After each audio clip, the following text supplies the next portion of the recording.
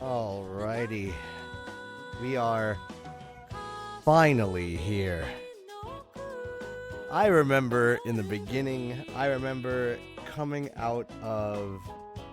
back from Japan and being like, yeah, I'm ready for another 3 streams to recap the entirety of our Japan trip. I'm so ready. I'm so ready for this.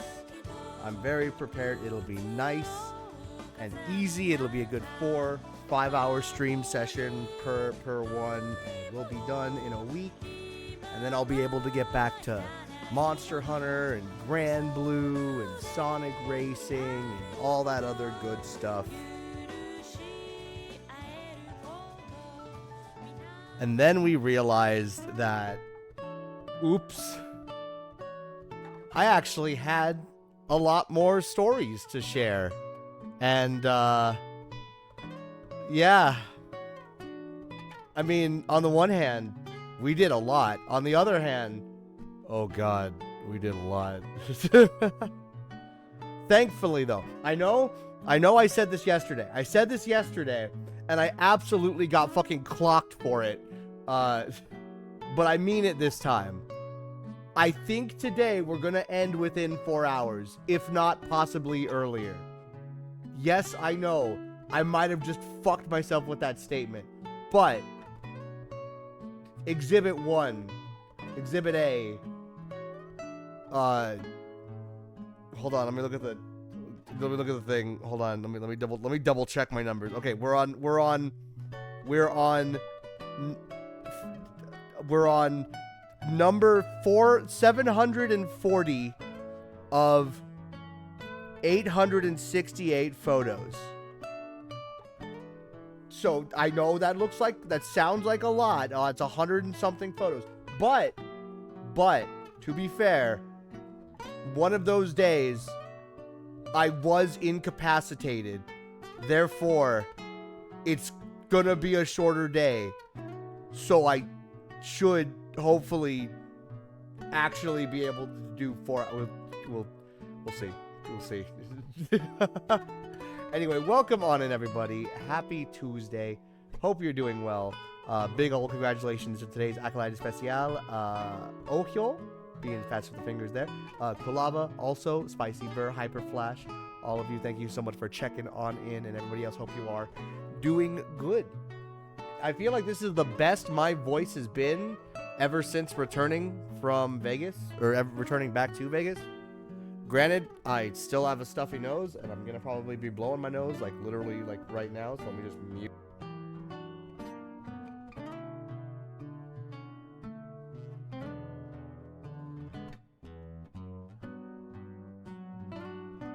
My least favorite part of the morning is definitely, my least favorite part of the day right now is definitely the morning, because for the past like 3-4 days I have woken up, right, and every single day I wake up and I start my day by just fucking coughing and hacking for like 30 minutes, just coughing up all the phlegm and whatnot that I've accumulated overnight. And it's just as gross, and like it makes me feel like I'm not getting better. But then, like, after that 30 minutes, I realize that I'm not coughing or blowing my nose anywhere near as much for the rest of the day, which means I've got to be getting better somewhat. Like, the fact that my throat isn't, like, physically scratchy anymore is really, really good. I definitely don't think I'm well enough to, you know, like, my gauge of like my throatability, use that clip however you want, gamers, is if I can like sing, and I definitely cannot hit my standard ranges right now. I cannot hit my usual upper limit of range, so as such my throat is still kind of fucked. Also, welcome on in, Ever. And actually, you know what, now that I say that, give me just a moment, let me slide on over there and And welcome on in, Ever. There we go. Hello. Hello. You are going to be our first primary host for the day, actually. Good. You want to give me the ability to see? What do you mean? You got a monitor. Mm-hmm. 3 second delay, be fine. that 3 second delay will add up. Alright, let me oh, also you might need to turn down the sensitivity on your mic. I did turn it up for the interview. I forgot to tell you. Okay. I turned it down. Yeah. 'Cause I know yours was more in the middle. I turned mine up because I was leaning back in the chair.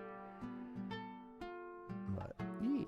Alright, let me share screen. Hope y'all are ready for Crimbo, by the way. It might have snuck up on me. I actually, like, only realized it was 2 days before Christmas, like, around 5 o'clock when I was, like, paying bills and whatnot. I was like, oh, yeah. Okay, I paid the bills today on 12/23. Wait a minute. Oh, shit. Tomorrow's Christmas Eve. Oh, fuck. Oh, God. I gotta get ready for drum stream and stuff on Thursday. Shit. Ah, God. Thankfully, I don't need to, like, talk a lot for drum stream, so I should be okay. Even if my throat isn't, like, the best. I just might be, like, taking a bit of a... I just might be taking a bit of a, like, breaks in between songs and just, like, maybe not going as intense. We'll see. We'll listen to the body. We'll listen to the body, see how it goes, you know. Pass that at 1 EST. Also been big story yesterday. It's fine. The part 5 is already up on, well, it's already uploaded to YouTube. I just need to, like, publish it. So, that'll be uploaded tomorrow. Same thing with this part, should be uploaded so that all the parts will officially be on YouTube, and y'all will be able to watch out, watch all of the parts that you may have missed, or relive some of the parts that you did. Most importantly, listen to me being super fucking ragged with my voice. Oh, God. But also, welcome on in, Crim. How you doing? What game did you get for Crimbo? Let's second goal. And also, Conklin, I hope you had some good sleep. I'm looking forward to Christmas Eve tomorrow. It's Chinese takeout and movies at my sister's place. Nice. Second goal. So if you're ready for Crimbo, what'd you get me for Crimbo? I got you. We already showed you in the slideshow. You're good. Hopefully, it'll be a job. Yeah, fair. God, I'm hoping so. Fingers definitely crossed. As I was in playing Metro. Ooh, yo, let's go. Heck yeah. Alrighty. We're just gonna rip the band-aid off and fuck me. Let's fucking go. Alright. Let's go to the desktop. Let me turn on the background music. There we go. Got him. That's the thing from a gamer. Did you make it? I forgot which one of my friends started using Crimbo instead of Christmas. But now that is just like one of the many vocal tics that I have stolen from people. Yeah. A lot of people, like, I know a couple of people that say, like, Merry Chrysler, Merry Midlife Crisis. I'm a Crimbo guy. I love Crimbo. It's funny. But anyway, well, I think it was EXO. I think EXO might have been one of the... I don't know if I feel like Crimbo was something that I did not... you know what, thinking about it, I don't think I stole it directly from one person. I think just multiple people around me just kept using Crimbo. And so... Fucking zeitgeist, man. The fucking zeitgeist, man. Anyway, AKL's Japan Travels 2025, part the final. Rest, Revelry, and returning home. Oh my goodness. So where we last left off, long story short, Calliope Mori shoot was absolutely amazing. I completely wore myself out during the shoot. It was 4 to 5 hours of, like, back and forth between small breaks to catch our breath and whatnot, and going really really hard with like rocking out and like being really physical for like 2 to 3 minutes, like just straight, right, like jumping around, head banging, like going crazy. So um plus, given the fact that my body was starting to get a little bit sick then, I essentially, during this time, considering how important this was to me, I made a deal with my body. I essentially was like, hey, all right, listen to me. You understand this. I understand this. We are currently at a once in a lifetime chance. We have the opportunity to be a live action extra in our Oshi's music video. All right? So I need you to work with me here. I need you to lock the fuck in and just don't die today. Okay? Just lock in and be good enough so that I can get through this shoot, be fine, be okay. We can go home. And when I get home, then you can break down all you want. You can break down and be fine. Just get me through this. Okay? Okay. So my body, thankfully, locked in. Everything was good. The shoot was fine. And we were everything. Mwah, chef's kiss. Made some absolutely amazing memories again with my boy Rodman over here. Rodman even gave us a little gift of the Hollow Life Stage World Tour. A little trinket that was from that particular concert for us. So that was really really beautiful. I love this, and I'm definitely going to be keeping it for a good forever. It was very fun. The entire shoot was amazing. Fun little fact for anybody who didn't hear it the first time during yesterday's stream: the parking garage that the shoot that the music video was shot in was actually um, the same parking garage that many of the modern Kamen Rider fight scenes are also shot in. So that was a really fun little fun fact that somebody pointed out during the shoot, and me as a side loving enjoyer of the writer of Commons had a little geek out moment during that. So that was pretty cool. It's pretty neat, pretty enjoyable. But yeah, you got stuck with the Rona. Oh God, I'm so sorry, Krim. But also, excited to play you in Crossworlds. Made it just in time. We have the Nights Festival soon. We are gonna be doing a Nights collab, um, with Mayu. We're gonna be doing a Nights collab with Mayu Yumemi, soon enough during the weekend. I haven't cemented a time, but we will figure that out soon enough. Anyway, after the concert, Ever took me to get some beloved Japanese chicken noodle soup. Yeah, There's a because he name was for. like, I'm just gonna get McDonald's, and I'm like, no, you need soup. If you're not feeling well, soup. I need soup. So we got some wonderful Japanese chicken noodle soup. I hear there's a word for it, but the name escapes me. So anyway, uh, and so anyway, it was really good. Ever had got some really good egg. God, those eggs look so fucking good. Like I know again, I know you're not a ramen person, but you fucked with this ramen. It was I think it actually was a chicken broth because it felt a little lighter. Like, to be fair, they do call it soup with noodles. They don't like the word ramen isn't anywhere here. They just called it soup with noodles. So you know what? You're right. It is Japanese chicken noodle soup. But no, it was really really good, absolutely tasty, very delicious. So after that, we got after that wonderful warming and filling meal, um, we came back to the hotel. I took one last little night shot of Akabane Station, and we went to bed, and we had a nice peaceful sleep for about like 2 hours because then No, while no, no. It wasn't like 2 hours. was it not? You, no, what it was I was falling asleep. You were still awake, and you're like,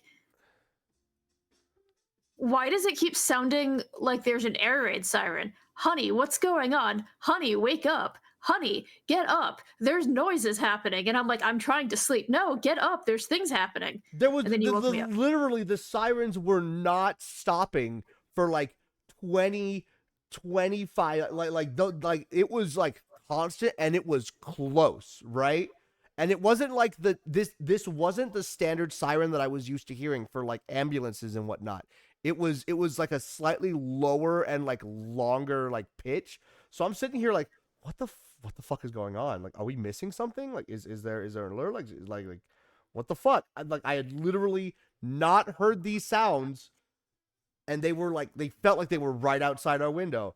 So I do wake you up, and I walk over to the window, and I open the window, and sure enough, it's fucking 2 fire trucks here, an ambulance. There was a 3rd fire truck that was driving slowly and eventually turned and made its way down like Ichibangai.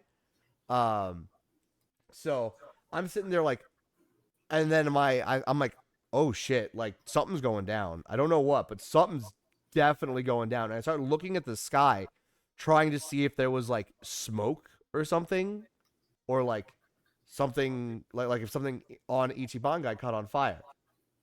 But of course, I'm sick, and by this point, you were awake.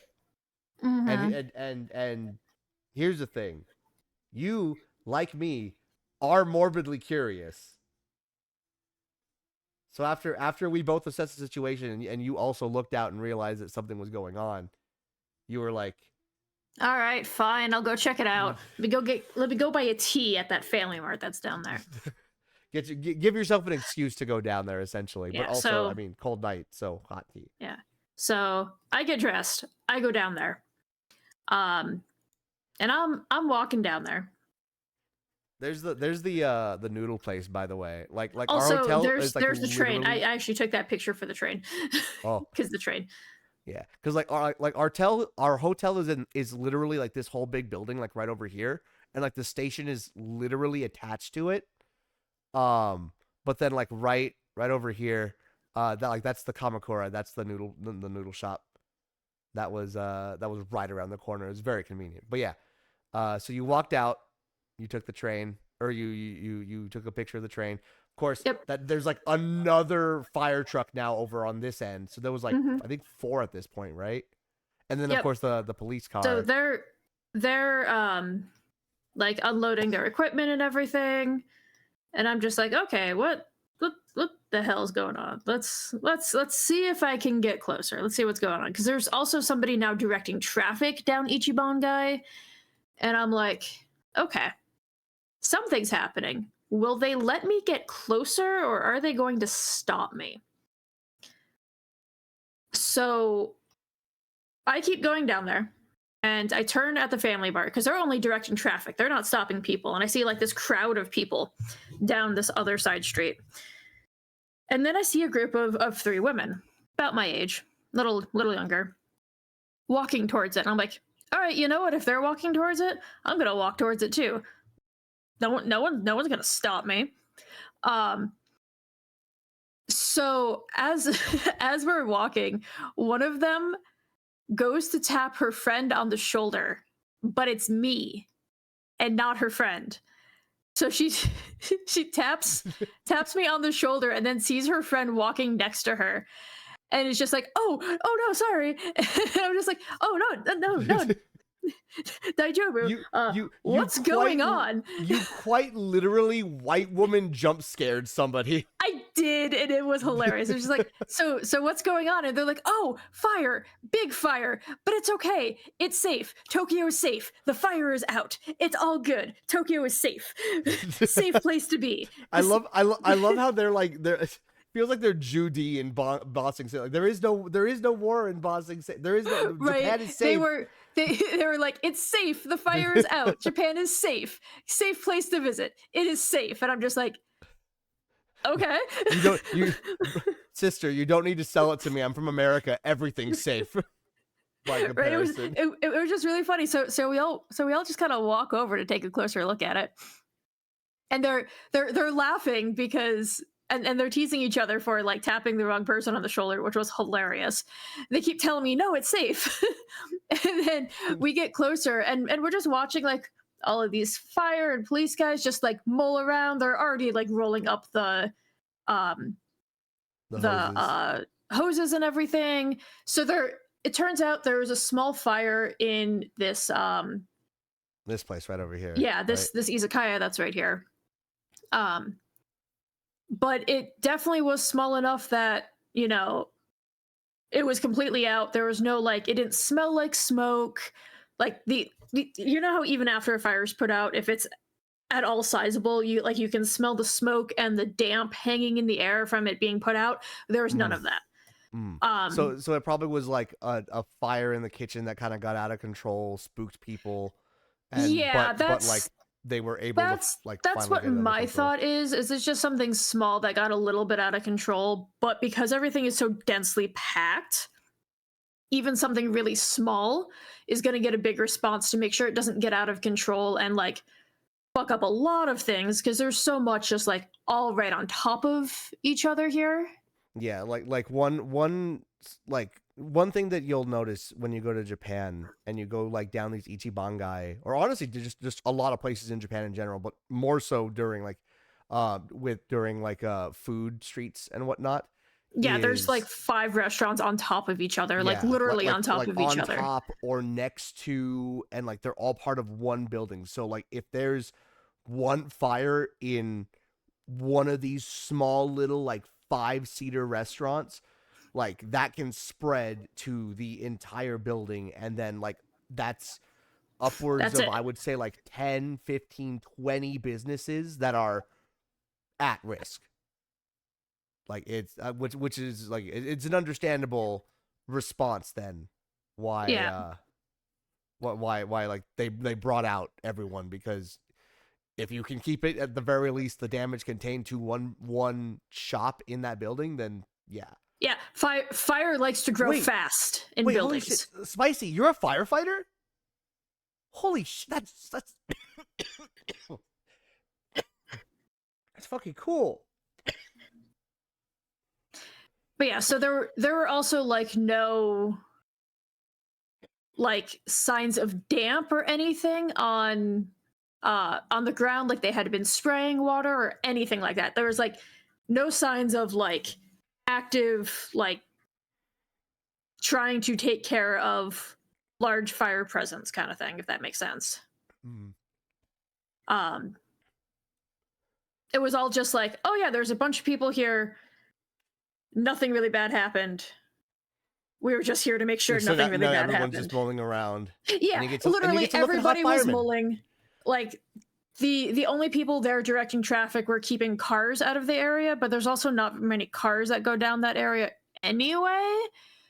Um so it definitely was one of those yeah, there wasn't much happening. I actually walked by this area the next day just to see like, hey, does it look like there was any like major like fire cleanup or anything happening? And no, there nothing. There didn't look to be any smoke damage. There didn't look to be anything. So That's good um at least though. but the last thing the last part was I pulled out my phone to Google Translate, and I typed up the messages like, glad to see it's not just Americans that go looking for the cute firefighters. And I showed the girls that, and they just started laughing really hard and then kept reiterating, no, Tokyo's safe, it's fine, Japan is safe. But they kept laughing and looking at the firefighters, and it was just really funny to me. It was definitely a night for sure. But it was also very, very funny. I had the look of their helmets, but New York style leathers are the best. Mm-hmm. Yeah, the Japan Fire Department does have a unique unique look. If you do want an interesting anime, by the way, Daigo, it's like Daigo Rescuer in Orange, is a pretty good I don't want to say it's a good look at like Fire Academy in Japan, but it's a pretty popular show. What I think it's what is it called? Hold on, let me look it up. Yeah, it's like Daigo Rescuer in Orange or something like that. But I know it's a longer running thing.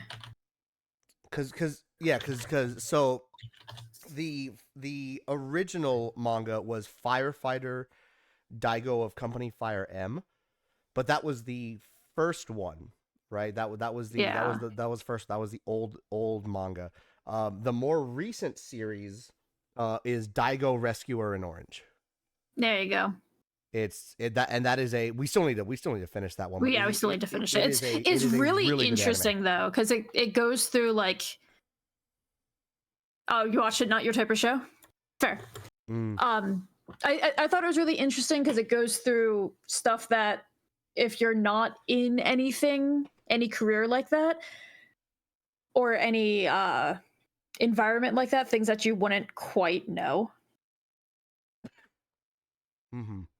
So I found it super interesting. It was an interesting look into it. Yeah. But we ended up, well, you came back. So it a very interesting look into the volunteer firefighter side that I got away from. So yeah. I remember many a Christmas happening at the small volunteer firefighter house. No, Chicago Fire is very cringe. Chicago Fire. Yeah. Chicago honestly, Fire is very cringe. Honestly, I can kind of feel it because there was a little bit of that like that standard anime over the topness. Oh yeah. Like in Rescuer in Orange as well. Again, the points to the scene where what is it? Fucking Daigo like breaks his arm intentionally. Right. Like. It's definitely overly dramatized, but there's also like small parts that are like, oh yeah, that is like standard fire safety. Yeah, okay, that makes sense, kind of thing. Yeah, exactly. There's nuggets of good in the cringe. Yeah.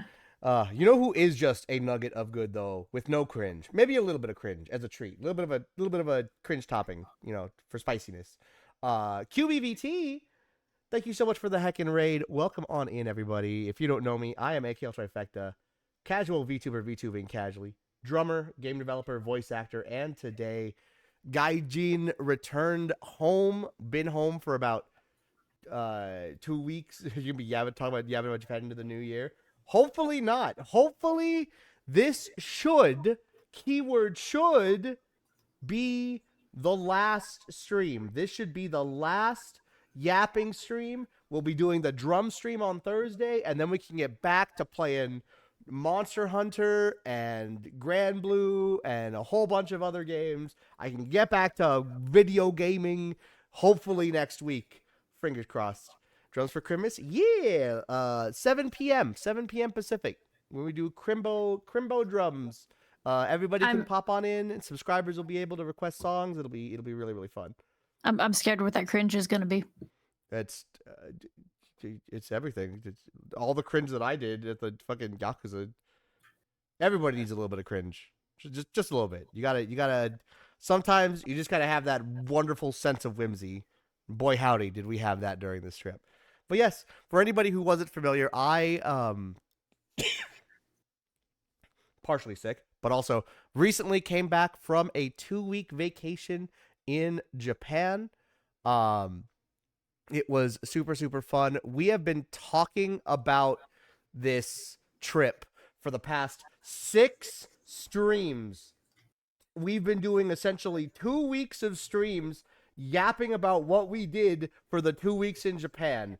The previous trip only needed 3 streams. We did so much more this trip versus at least memorable stuff this trip versus the last trip.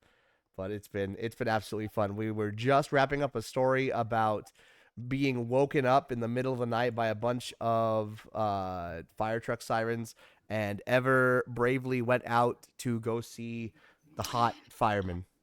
You say bravely went out like this isn't something I do here. True.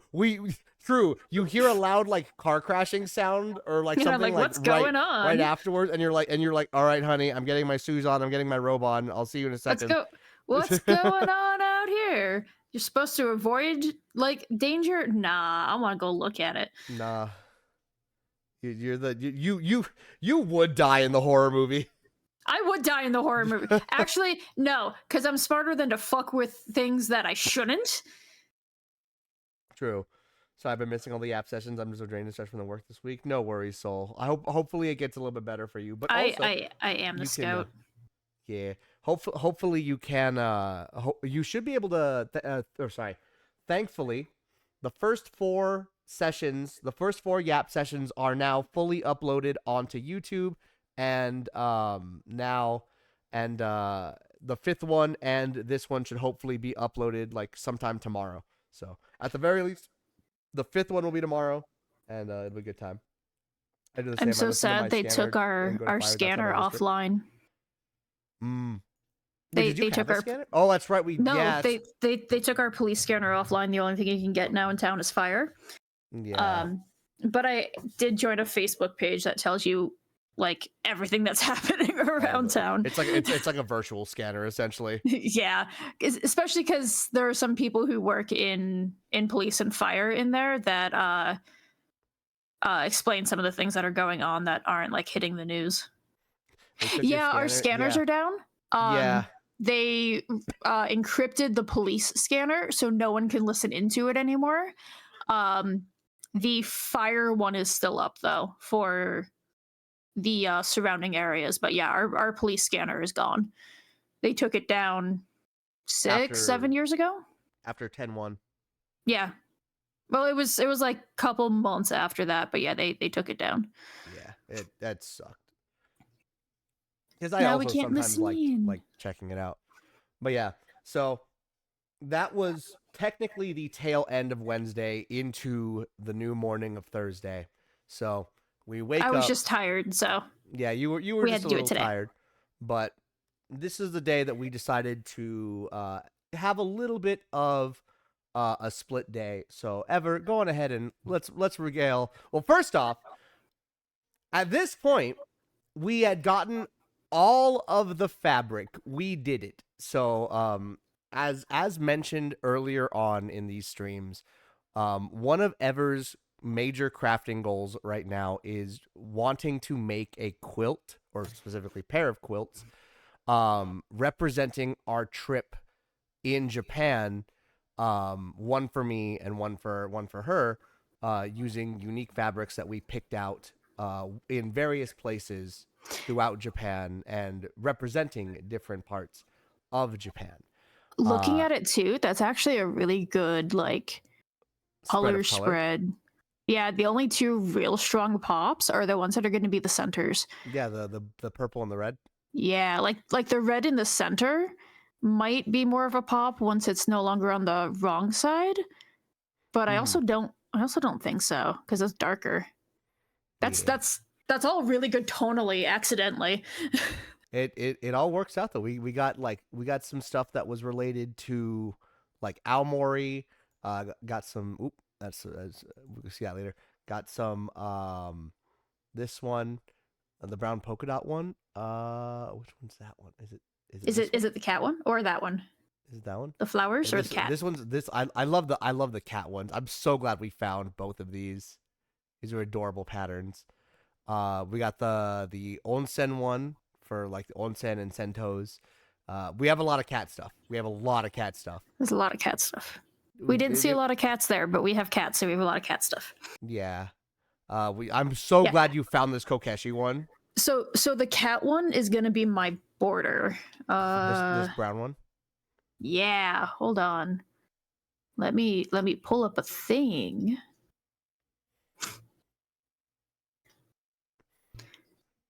But yeah, like no, all of these 50 centimeter cut ones. These are ones that we got in Sendai. I made sure to. I saw this pattern with the coffee, and I'm like, considering that I have been doing a bunch of Uma stuff's today. yeah, Uma stuff's today actually. But considering that I did a bunch of cafes, like going to different cafes was and is going to continue to be a goal of mine whenever I go to Japan. This felt very, very important. But then also, I also realized this floral pattern kind of matches that pattern that's on like one of your shirts, one of your tops. Mm-hmm. Kind of, it's kind of cute. But yeah, like we have. But yeah, so the link I posted is the pattern that I'm going to be making for the quilt.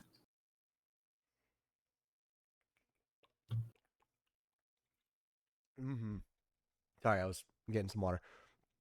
But yeah, all of this should be all of the fabric necessary for that pattern. So Yep. it's gonna take a while for the quilt to be done, but we have the fabric. You know what to do. Got everything you need. It's gonna be pretty good. I'm gonna make two twin quilts. I could do a single queen, I think, with the amount of fabric we have. The limitation is that my sewing machine does not have a big enough throat to it, so I would have to pay somebody to quilt it for me, and that's an additional like $250 to $400 charge. Or I could hand quilt it. But if I want to machine quilt it, the largest I max out on my machine, just due to the size of my machine, is a twin. So I could do one big one. I would just be hand quilting it. Which, I mean, isn't a bad idea. I could learn how to hand quilt. That could be fun. But do you want to? I mean, I'm not opposed to it. Fair. But yeah, I can spend extra time sewing. Yes. Yeah, looking at all this again. No, we picked a really good variety. I'm very excited to see the eventual start and progress pics of that. Also, little Ackle photo bomb right over there. Didn't even realize he passed out. But yes, after that, you went ahead and you went on your way. What is this? I got a duck. It is very shoved in that ball. It is very in that ball. So, I think this was in I don't think this was directly in Akabane, but you found it in Akabane. No, it was in the station. It was in Akabane? Okay. Yeah, it was in the station. You see like the beak here and like the eyes and it was like right it was here shoved in there. She thought it was going to be like a small small plush. But apparently they I thought it was going to be a little figure, and it definitely was not. No, they shoved this plush inside this fucking ball. It was actually kind of really funny. We actually went ahead. We got another one. Yeah, we got another one like the next day. We got a baby one and then the same one again. We got this one again. That could be a gift to somebody. Be very funny. But speaking of Umas, by the way, somebody mentioned Umas. You want to see Umas? There they are. This is book off, right? No, so I wanted to go down to Aki so I could go to the Kondo Shrine so I could re-up your IT charm, and I knew one of our friends would also want a new IT charm. And I wanted to stop by another shrine. So I just started heading to the shrine from the station, and I just started popping into some of the used goods stores on the way just to see what was there, because they were all a little bit off the beaten path of where people normally would be. So sometimes you find better stuff there. Better stuff, better deals. So I took pictures of Umas and sent them to try to see if he wanted any of them. Yeah. And while I was dealing with my stuff, like I was only occasionally responding because I was busy. But yeah, like Manhattan Cafe. I was very tempted by this tachyon. How much are they? Didn't even look. 54. Between 20 and 50. Okay. Yeah, between 20 and That's 50. that's Akiba pricing. It's yeah, no, it's yeah, it's yeah. Yeah. It's definitely Akiba Akiba's pricing. gotten very expensive. It For those who really don't know. has. Fun fact, if you go to Japan and you want to get fun little anime goods, uh If your Akiba if your is stuff yeah, is Akiba not is great for Akiba is great for convenience and like almost guaranteeing that what you want to look for yes, is there. it is very good for convenience. However, if It you is. if the stuff you like is more otome based or more is more has more female fans, you'll get better deals in Ikebukuro. Mm-hmm. But you'll also get a lot more female gaze stuff in Ikebukuro. Yeah. It's called But Atomi Road for a reason, but it but is even cheaper more there so, than Akiba. yeah, but even more so than that, if you can go even further off the beaten path, go find like a book off or a hobby off that is Just like outside of the like not like outside of Tokyo like what we did at that or one day, but like even just 2 stations off the Yamanote. yeah, like maybe I don't know, Oji, right? Because Oji's not like on the Yamanote, but it is a little bit of ways. So like could be Oji, it could be technically Kanda. Kanda Station is not on the Yamanote, I believe. Um, but it's close enough to Akiba. So like finding those book off like book off is like the big place that I would recommend. Cuz those will still kind of be a little pricey, but most of the time those have been pre-owned, so you'll get a decent amount of discount. If you can get really lucky and if you can get really lucky and actually manage to get outside of Tokyo, then you will find amazing fucking deals, which we'll see. You'll get to see later today. Let me actually pull up what I mean. Let me actually pull up a photo from one of the past streams just to better exemplify. Let me scroll. God, this was a while back. There we go. So here we go. So this is one of the ones that we went to that was all the way back in Saitama, right?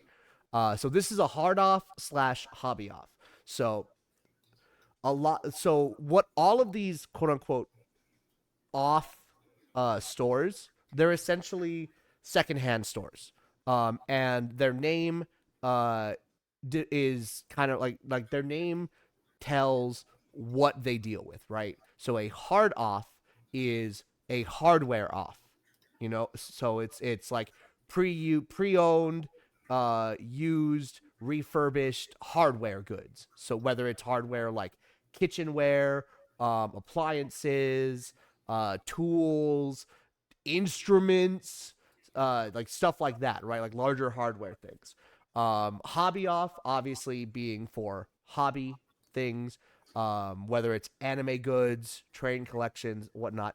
Book off, obviously, is like books mainly, but book offs will 9 times out of 10 have anime related goods in there as well because I mean it goes hand Not in hand. quite a pawn shop. Because it's not people pawning their stuff. It's just selling it. Yeah, like it's I guess a consignment store would be a better like kind Um, of, but not I would actually really. liken it a little bit more to like a Goodwill or a thrift store, but with Mhm. better stuff. Yeah. It's like going to like Ross or something, but like this Ross is like gussied up to the fucking nines, and you can get some really really good stuff here. If you love looking through like if you love like rolling the dice on if you like rolling the dice and like looking through used goods or like just like rows of whatever they happen to have there of like figures and whatnot or toys or whatever to see if you can find that one hidden gem that absolutely appeals to you and you specifically, you want to go here. You want to go hard off, hobby off, book off. Go there, you'll find some really cool stuff at some pretty amazing prices.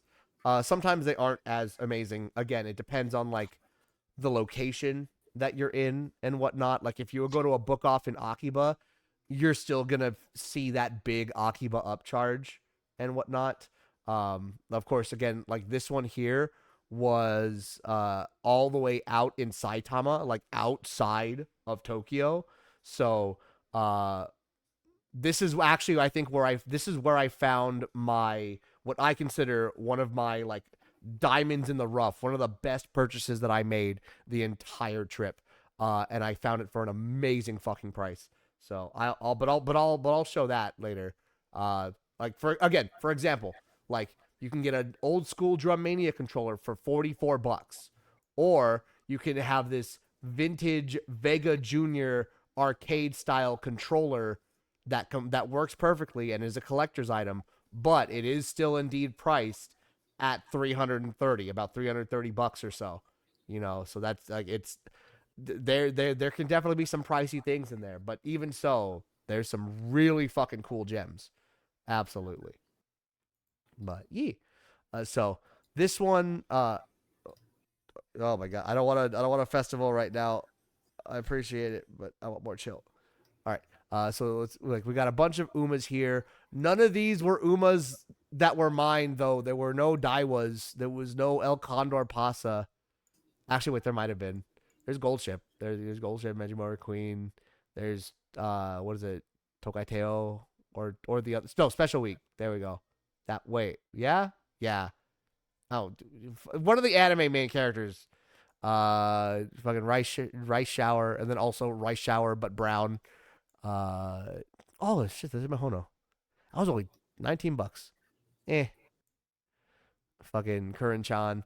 All of these ones though, like these ones I was seeing everywhere. The Bon Presto ones, I was just seeing every fucking where. So these were super common. I actually have that. I have that twin turbo.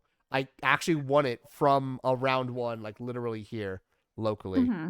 So it's like that's kind of why I was like looking at these with a little more like of a scrutiny of like, yeah, you know, I could get, you know, one of these, but these are so like basic and simple that if I really wanted them, I could just buy them back when I get back from America. Yeah. Probably without too much of an issue. I wanted something that was a little more dynamic. I say that absolutely buying one of these ones from Ban Presto, but to be fair, I have a good reason for it. You'll see why when we see it. But yeah, so that's one section of the Uma. This was the other section of the Uma. Like this fucking like this Oguri cap from the Cinderella Grey anime was actually really tempting. There was this constant like pair of prize figures. There was this Oguri cap that was really dynamic and actually relatively large. And then there was a Tamamo cross as well that like went with it. That was like blue. It was fucking sick. They looked really cool. If I was more of a fan of Oguri cap or Tamamo cross, I probably would have like actually tried going for them. But I'm not the biggest fan of really either of them. So But again, they did have a wide variety of Umas here. There's my girl. I didn't get her here, but I did get her. So yeah, no, I saw this El Condor Pasa specifically during that day of going to different hard offs and hobby offs. I saw that and was like, I haven't seen this at all before. I need to get her. I'm getting her right now. I fucking love my daughter. I need to get her.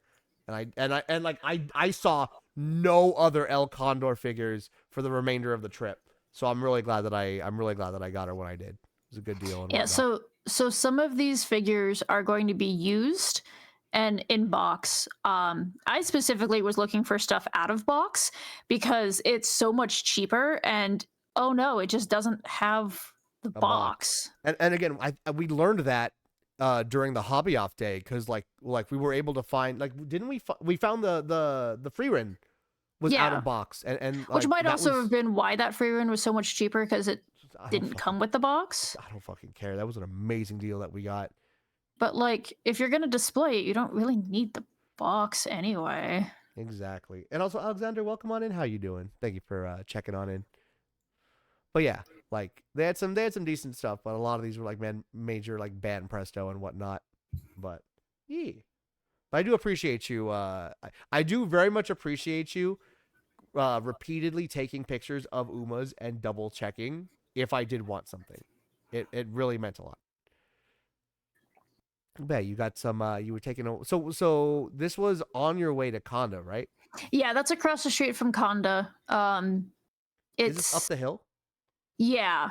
Mm. There's something in there. I did not stop in there, but there's definitely like something. I Like don't in know. here? Yeah, it's a park with something. Some All kind right. of historical something. Like I said, I didn't really look. Mm-hmm. Um I just went, "Oh, look, pretty trees." And then, "Oh, the I temple I mean, want's right here." the ginkgo leaves are really pretty in Exactly. winter. So, Um but but yeah, so this is Konda. This is the entrance to it. Um yeah. So this is the shrine that is the closest one to Akiba. Like it's still yes. again like the other thing you realize when you're in Japan, every temple, no matter what you do, um, every temple is always some sort of uphill walk. It like it is literally like it is part of the religion as to like why it's to Yeah, be more temples are built elevated on the and hill. yep, temples are built on the hill to be closer to the divine, to be closer to heaven. So like everyone, this one included, like this one didn't have stairs. This one just had the hill climb, you know. Um, but yeah, this one is the is the closest one to Akiba. So there is a little bit of anime theming in it, There but actually wasn't while I was there. really, Sometimes they do. This time there really wasn't. like not even Love Live, because like I thought Love Um, Live was like the consistent staple. it might have been, but I really didn't see it. Mm-hmm. But yeah. All right. There we go. Yeah. I got amizake, which is a heated rice drink. Think of like um The name literally like translates to sweet sake. It's not alcoholic though. yeah, but like think of like horchata Horchata, but but hot. hot. And you're pretty close to what that is. It's real tasty. Horchata, but hot minus the cinnamon, Yeah, minus the cinnamon. which makes it completely inferior to horchata. I'm just saying. It's But definitely not it's because I'm Hispanic, but it's definitely because I'm Hispanic. but it was tasty as hell, so I mean, You know what? Maybe I should heat up some horchata. Have some hot horchata. You know what? Fuck it. Maybe actually. There's my Mexican amazake. I'm ready for it. I'm ready. I've unlocked the code. It does look really good though. it was very good on a really cold day. Morocho is better than horchata. Oh wait, hold on. Hold on. I don't think I've ever tried morocho before. Hold up. Wait. I'm gonna have to look that up later, Spicy. You might have just turned me on to a whole new thing to try. Let's fucking go. But yeah, this is the place that you wash your hands, right? Yep, and that's also Konda. Yeah. And then this is the I love this angle that you got, by the way. I don't know if you did this, like, was this the fisheye lens? Mhm. Yeah. Okay, so It's such a good like dynamic shot. funny story. Well, while I was there, I walk into Konda, right? It's also like not very common. Like small talk is not a thing in Japan. Like at all, small talk is not a thing at all in Japan. So I walk in there, and there's just a guy who literally just approaches me as soon as I step into Konda. And he's like, "Oh, sorry, do you speak English?" And I'm just like, "Yes. Can I help you? What Me hello?" immediately my scam alarms going off. Same, hard same. I'm just like, "Yes. What do you want?" Like, what why? why is that question? Like my first thought was like maybe somebody needed help or something because of like how quickly he approached me. I'm just like, is English a skill that's currently needed over here? Is something going on? Kind of thing. But he's like, I just want to practice my English. Do you have time? Can I practice with you? And I'm just like, you know what? Fuck it. Why not? He didn't Like, take you anywhere, did he? No, like no. It Okay. was literally just like, can we talk for a couple minutes? I'm like, yeah, sure. I've got a little time. So we're just sitting there, or standing there, and he's telling me like he's asking, some questions. Like I'm also like looking out for like the hey, where were you born, where is this, like the weird security type questions, like the asking too much information type questions. But it was like, hey, what country are you from, where are you visiting from, why did you choose to come to Japan, what food do you like what Japanese food do you like.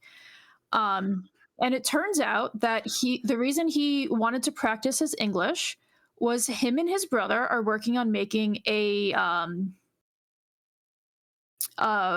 website to teach people how to cook Japanese recipes, but he wants to do the videos in English.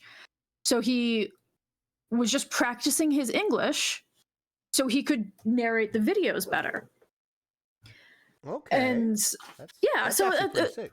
Yeah, it was really cool. So I'm just like, you know what? Yeah, like it's not going to hurt me at all to talk to you. Sure, why the hell not? Like it's literally not going to hurt me at all to sit here and talk to you for a little bit. So I did, and just chatted with the guy for just a little bit. And then he thanked me. Did you ever get like the name of the channel that he was planning or whatever? Yes, I do have that. Nice. It is Kitchen Brothers, I think, is the name of it. Oh. It's called Kitchen but yeah, Brothers. it's Two brothers. Yeah, it's like Japanese Kitchen Brothers, and I looked it up, and it's definitely that guy. It's not like somebody else or anything weird. Like it was definitely him. So you're just like, okay, sure, this is a neat little thing, I guess. All right. Hell yeah. Yeah. So after we chat for a couple minutes, you're just like, okay, thank you so much. I appreciate you taking the time, and moved on. I did catch him talking with other people as well. So it wasn't like he just targeted me specifically. He was targeting anybody who didn't look Japanese. Which we mentioned this to our friends, and our friends are like, it's a little weird. That's a little sus. Typically, because when like stuff like that happens, not necessarily that it's a scam, but it can be a cult that's trying to like it's a religious get you to join scam. their cult. So like it can be a little weird sometimes, but like that one was legitimately this dude's just like, can you help me practice my English? And I was like, okay, yeah, sure, whatever, sure. I've got some time. Alrighty. Speaking of time, though, we are about to do the ad break, so I'm gonna go ahead and hit BRB. We're gonna do we're gonna do some the ad break, and we'll be back with a very nice little surprise that you seem to have found around here. So we'll see y'all in just a little bit.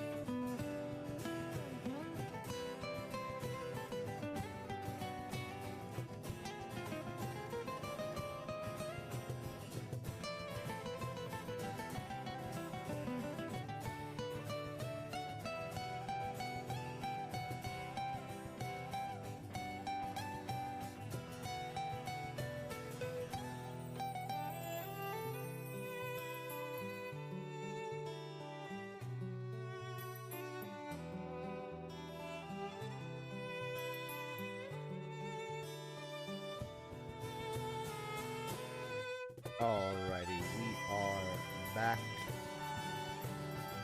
All right, there we go. All right, so after that fun little excursion, after that fun little not actual start of the movie taken. Right? Hey! I'm at least smart with it. Like, if someone was gonna like try to mess with me, I can be loud. I can be loud American scream. Like, that's fine. Exactly. You know the word like hentai and shit. Just shout that out. It'll be fine. No, It'll be fine. just Chicon. Yeah. Oh, that's right. Chicon. Yeah, just Chicon, and they'll make people come. Like, they'll be like, what's happening in the temple? Why is somebody being creepy in a temple? Like, what the hell? Exactly. So, like, don't underestimate the power of loud American.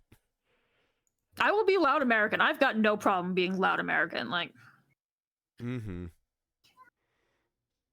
zero issue with that. You found horse. I found horse.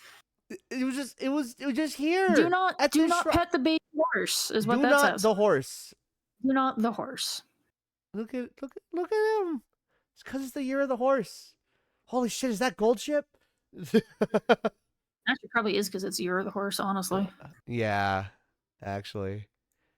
Did you translate this, by the way? Did you Google Translate this? Yeah, and it was like, don't touch the horse. Do not the horse. Yeah, it's like, do not the horse. It's very, very cute though. It's very and there adorable. were so many people like trying to like call the horse over to them. It was really funny. Aw.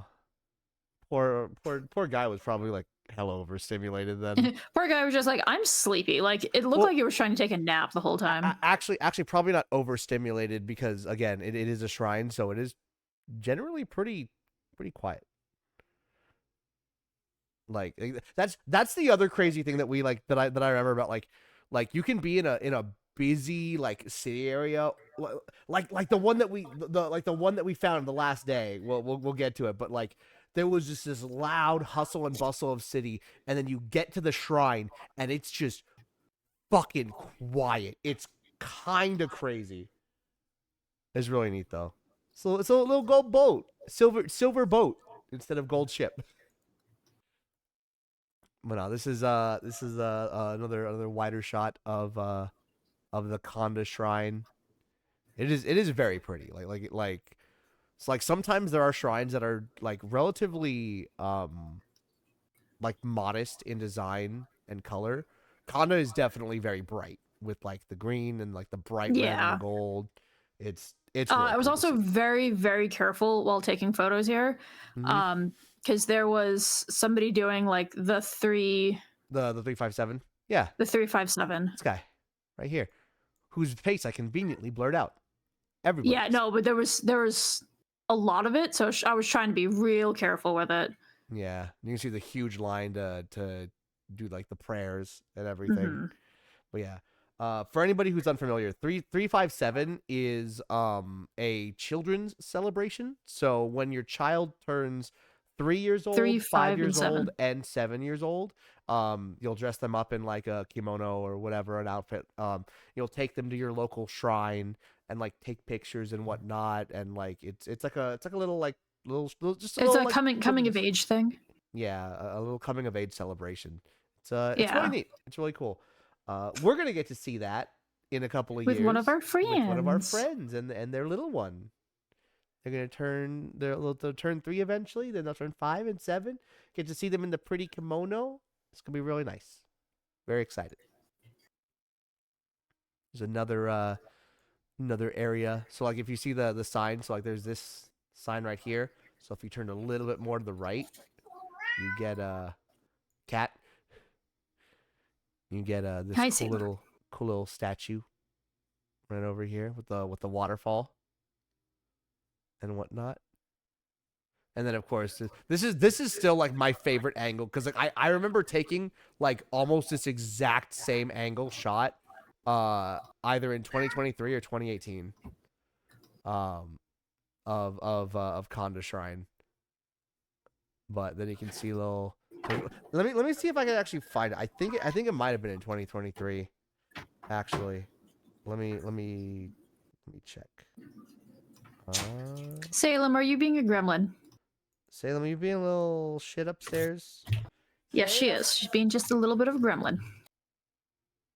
Let me, because I know I have my Japan stream here. God, I get to go back here. Was this it? Let me see. Is this it? No, that was the one in Amayokucho, actually. Let me see here. Hi. Is that? Yeah, there's a lot of Volks and stuff. There's me with my gremlin tortillas. Was Kanda after Tokyo, maybe? After Kyoto? I think it might have been.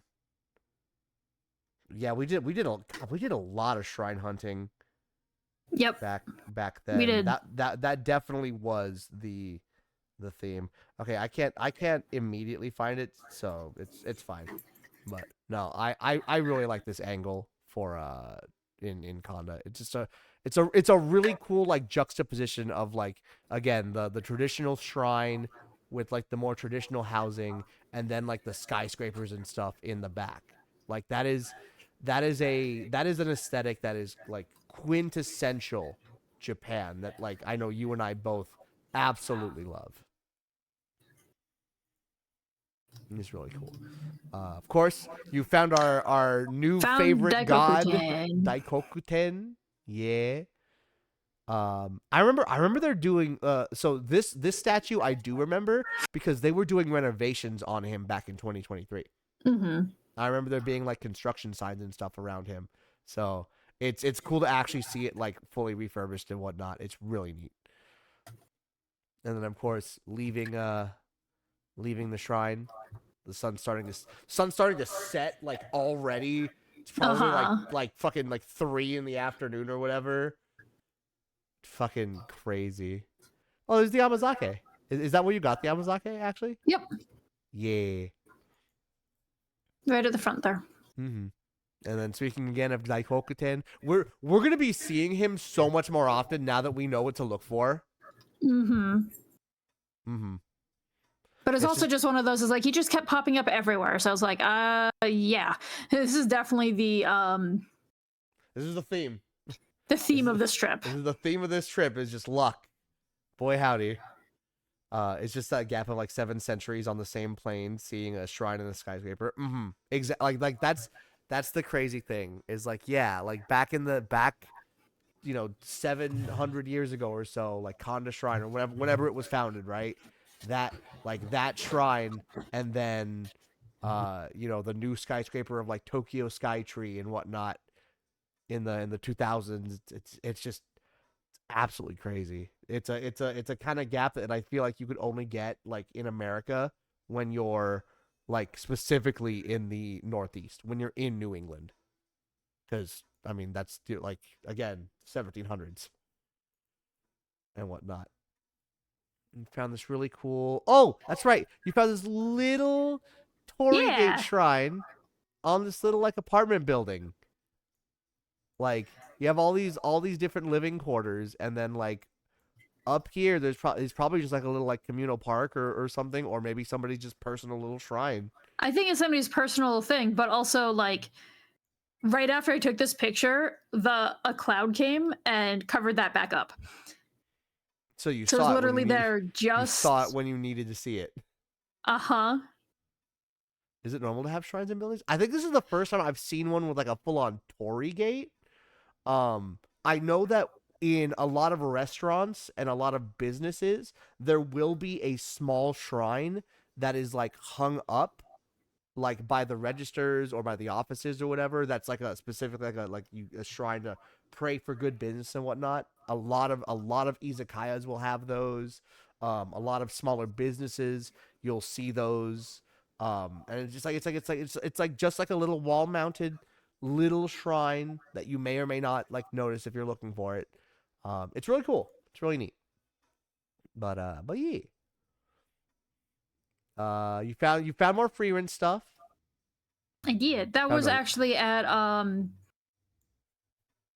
Animate. Yeah. Oh yeah, because I'm looking at the tops. I'm like, yeah. So there was something in there that was really tempting. I almost got. I love these little like pinchy keychains. They're super cute. Yeah, there was like a little bag blind box I almost got. I liked all of Fucking them but aura. one, and I'm like, I would get the one I don't like, so I'm not gonna roll it. Was it like one of these ones or? No, it was like a little bubble like thing. Mm, Oh, you can see it in that corner. It's in that far corner. Down. If the you go, yeah. Oh, oh, the over orangish here. box. Oh, that. Oh, I see. So Yeah. it's like a scene, but it's like a picture of a scene, Yeah, and it was a multi case. uh should have gotten one. There's only 440 yen. Yeah, I should have, but I didn't. It's fine. We still found some really good freerun stuff. Exactly.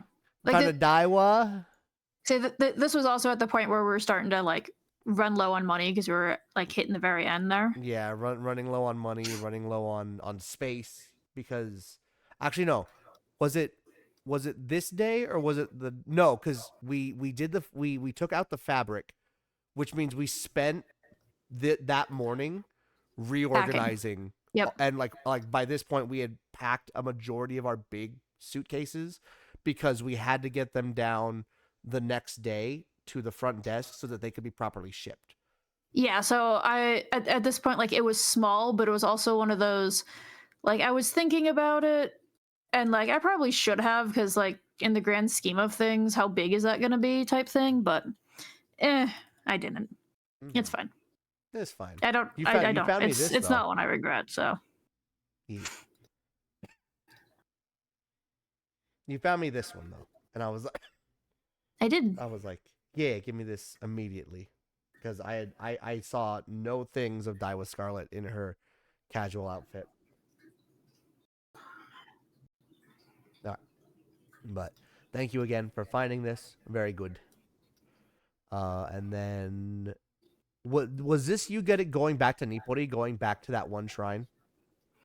I think so.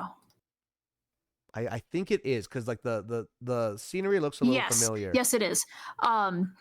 But yeah, I didn't want to spend too much time in Akiba because I didn't want to miss hitting these Nippuri shrines. Because again, when you went the first time during the last stream, the first time you just missed. Yeah, I had just you missed it. they just closed, and you know it was already too late, so you couldn't get the things that you wanted to get. Yeah. So you were nothing if not determined for today, Mm-hmm. which is good because I was very determined. yeah, which is good because that determination definitely won out. Mm-hmm.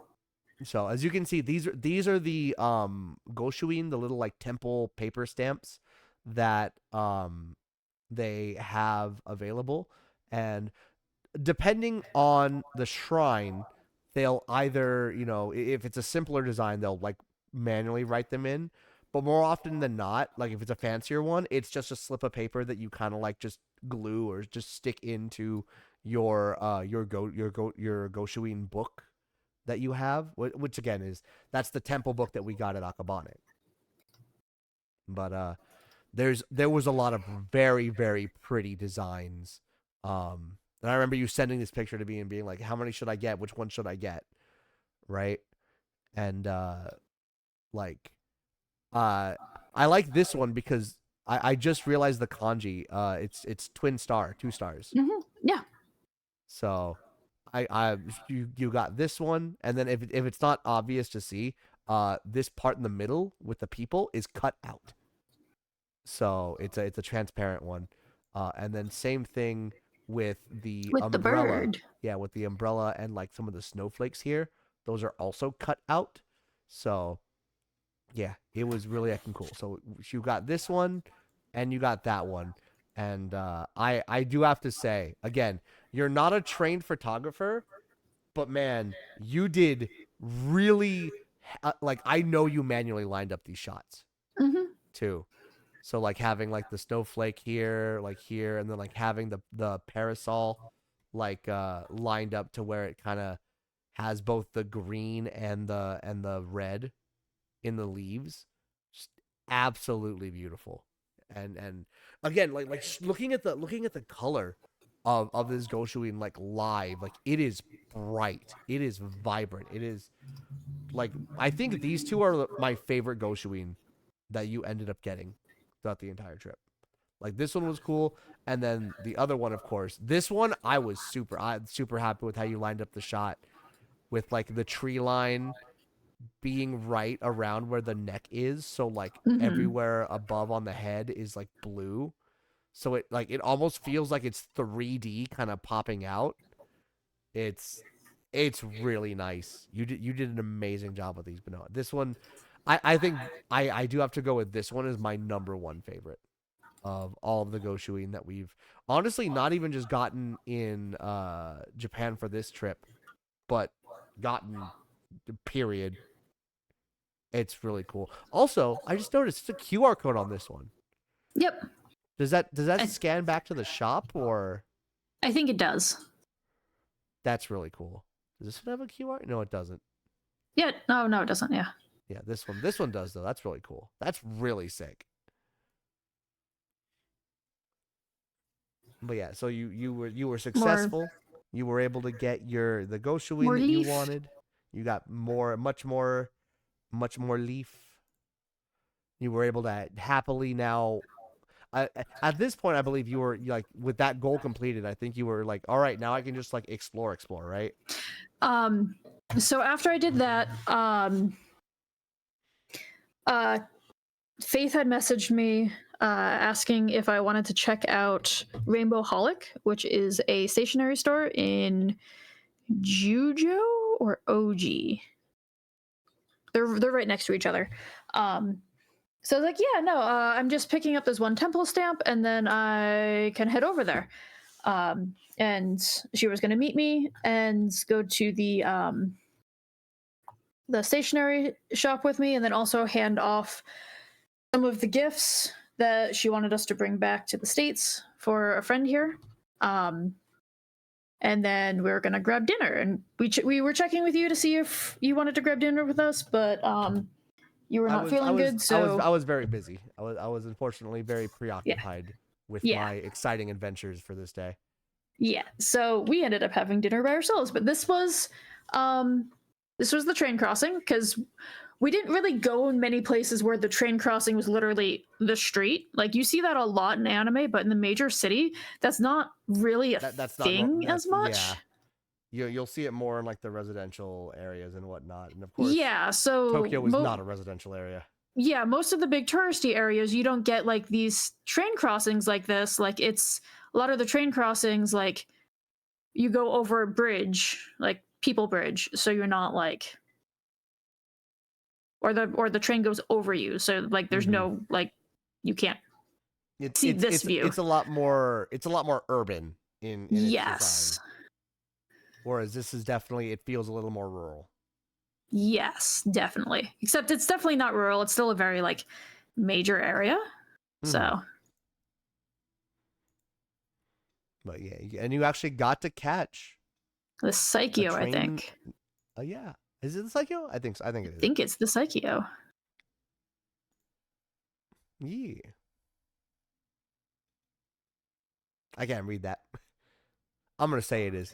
It is the slightly teal one, so it's definitely not Keihin Tohoku. No, because That's that's blue. that's for sure. Yeah, I'm pretty sure it's Psycheo. This still looks really cool. So And you there's found Rainbow Rainbow Holic. Holic. They have soda. Yeah, we didn't actually end up getting it because we were talking about it, and then we're like, uh, no, we don't have to. We can go explore to see what's like around the area. And I'm really Mm-hmm. glad we did. There was a really like really good Shoten guy. I really want to take you over here next time because I Mm. think you'd really enjoy it. Is this isn't in Nippori anymore, right? You said. No, this is in uh Jujo. Jujo. Okay. I'm pretty sure. I'm pretty sure it's Jujo. I don't think I've ever been to Jujo, so yeah. I don't think so. I think I definitely stopped here with color because we had tried to go to Rainbow Holic on the one day it was closed last time. Mm-hmm. Um so we missed it last time. But But Yeah, because I remember stopping at the takoyaki place with Color. Gotcha. Well, it looks like you found some really tasty bento. I don't know. We didn't eat them. They were just pretty, Oh. so I took a photo of them. Fair. Was this outside of Rainbow Holic, or was this just like on that Shoten? This was just part of the Shoten guy. Okay, neat. And then, of course, you found like you mentioned the takoyaki. And I got takoyaki. How many? Oh wait, 6. Yeah. Very, very, It very was tasty ones. What's this one? Is this like bacon wrap something? Okay, so this was it was a meatball with cheese stuffed in a pepper. Oh, like a shishito pepper? No, it wasn't a shishito pepper. It was like a bell pepper, but a mini bell pepper, so it was sweet. Okay. It was really tasty. It was really good. How much was it? I have a picture of that later. Oh. I don't know if I kept it. We'll see. They got the little crossing here. I do have the video for this though too. I love this. This was sick.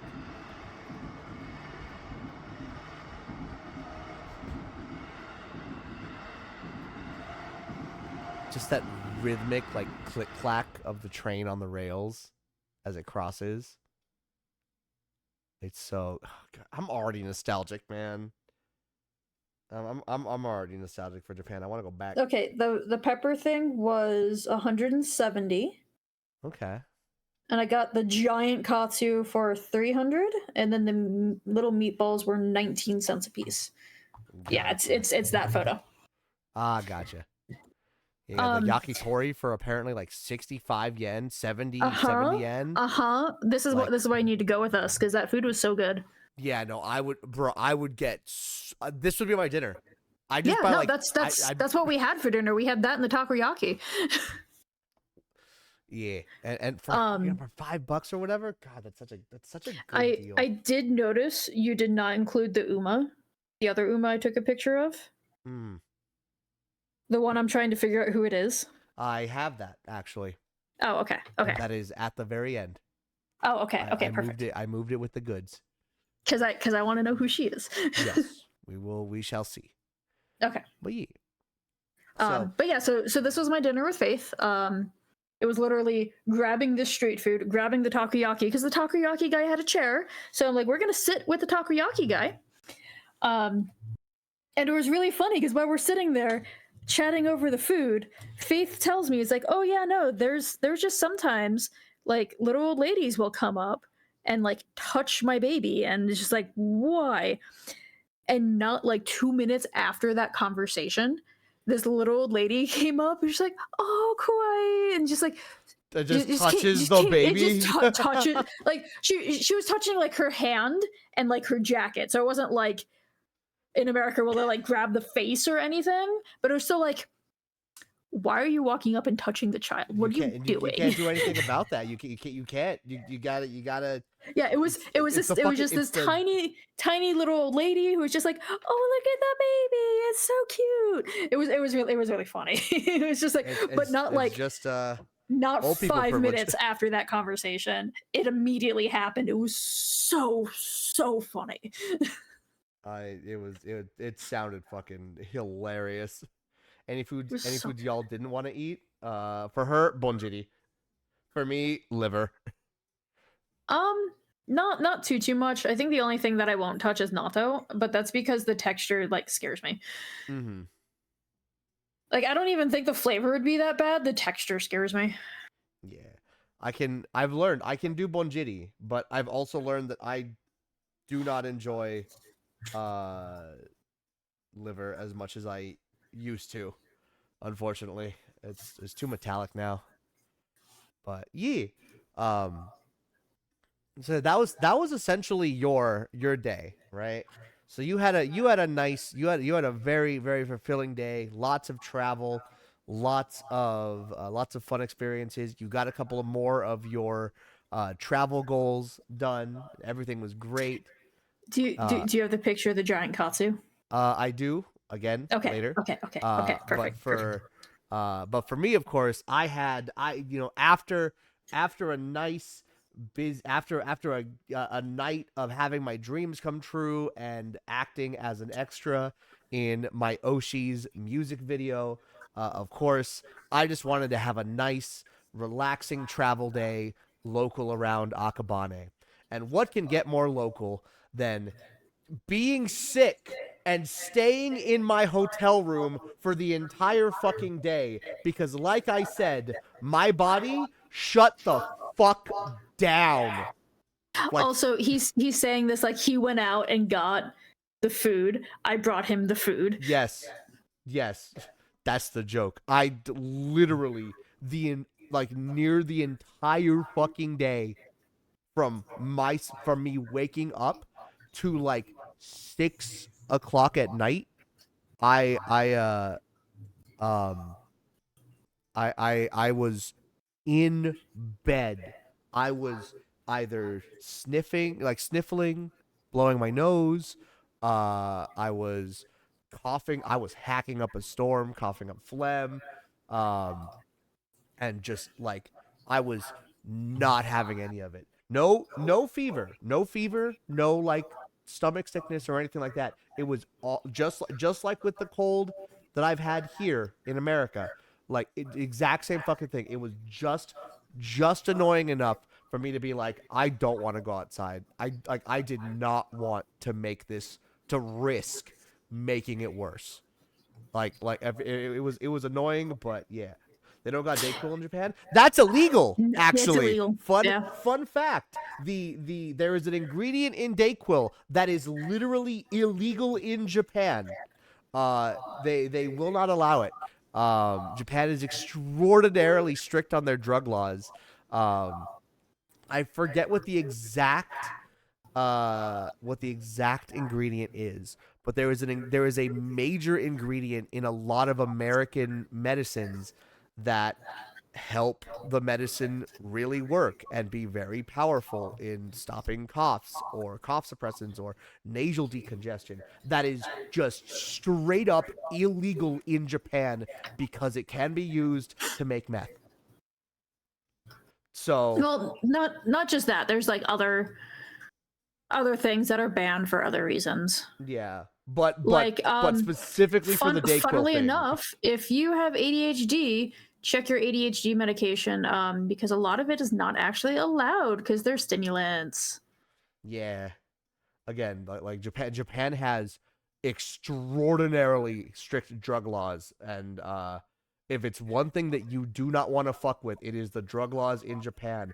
If you are going to Japan and you need a sort of medication, double, triple check that because you will either need to get a medical waiver or you will need to leave that shit at home. No weed, Oh, no weed, no weed. weed, Weed will any, get you yeah, deported and banned.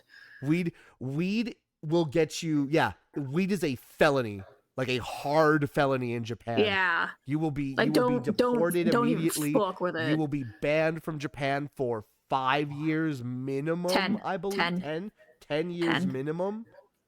They really do not fuck around with it, which is Yeah. funny because they have CBD bars before. They have CBD bars all around Japan, and you went to one and they specifically asked, do you want a body high or a head high? But CBD shouldn't give you either. Yeah. Which I saw that and I'm like, that tells me you have synthetic weed and I don't want to touch that. I just want the pain That's go the away portion of the that's the CBD. that's the wonderful fucking gray area of that. Just I just don't want to mess with that. I will gladly do all of my weed while I'm here in America in Vegas, where it is completely 100% legal. Right? But but yeah, no. Japan has extraordinarily strict drug laws, so if you do weed or anything like that, you're gonna have to go without for a couple of weeks while you're there. It's fine. You can replace the weed with really good affordable food. So it's like practically the same thing. But yeah, so this was my lunch. It was a variety of sandwiches, a onigiri, some hojicha. I downed so much hojicha during this particular day. We also this is also where me and Ever realized, God, we fucking love hojicha. Actually, God, it's been so long. Uh, and then of course, even though I was a little bit sick, I'm like, but I'm American. I want some Coke. So we got some Coca-Cola as well. Definitely did not help my sickness, but it was good for the heart. So, uh, again, majority of my day was spent watching TV, hacking up a storm, and eating my lunch. And then 6 o'clock or so rolls around, and I'm sitting there and I'm like, all right, it is 6. I need to get dinner. I know Ever doesn't really like McDonald's. So I'm gonna go out and I'm gonna get me my fucking. I know, I feel good enough. I've taken a hot shower. I've steamed my face, so I'm not like super crazy runny nose or anything. I actually feel like I'm good enough to at least go outside for a little bit. I'm gonna go. I'm gonna get some fucking McDonald's. So I walk over to McDonald's and I check the menu. It turns out they have nothing that I fucking care about. They used to have this really good like grand garlic burger that was like 3 or 4 years ago, and like I get why it's not there anymore because it's been 3 or 4 fucking years, but they didn't have that. But if you remember in the earlier streams, we took a picture of a sign. Ever took a picture of a sign of a Mean Niku garlic burger at none other than the king of burgers, Burger O, if you will. So I did go on ahead and I walked a little bit of ways, grabbed myself a garlic sauce burger, some fries, an apple pie, and a Coca-Cola, American small size. But yeah, this was my dinner, and then I walked back to the hotel room, continued to rest and relax. Eventually, eventually, Ever came home and showed me this giant fucking katsu that she had, apparently for 300 yen. It's almost as big as her head, dude. Absolutely. Did you eat it all, actually? No, I got like halfway through it. Yeah, and I was like, I'm too full for my burger, so unfortunately we ended up tossing the other half. It But was very tasty though. mhm. It was just a lot. Like it was like scarily a lot. I guess like that in and of itself could be like a lunch meal, honestly. Burger King, I still eat it rather than McDonald's. I do love me so I think I like Burger King's burgers more. Um but I do love McDonald's fries. McDonald's fries, they fuck. They absolutely fuck. But I'm sorry that you're hungry, Spicy. It always happens during these yapping streams.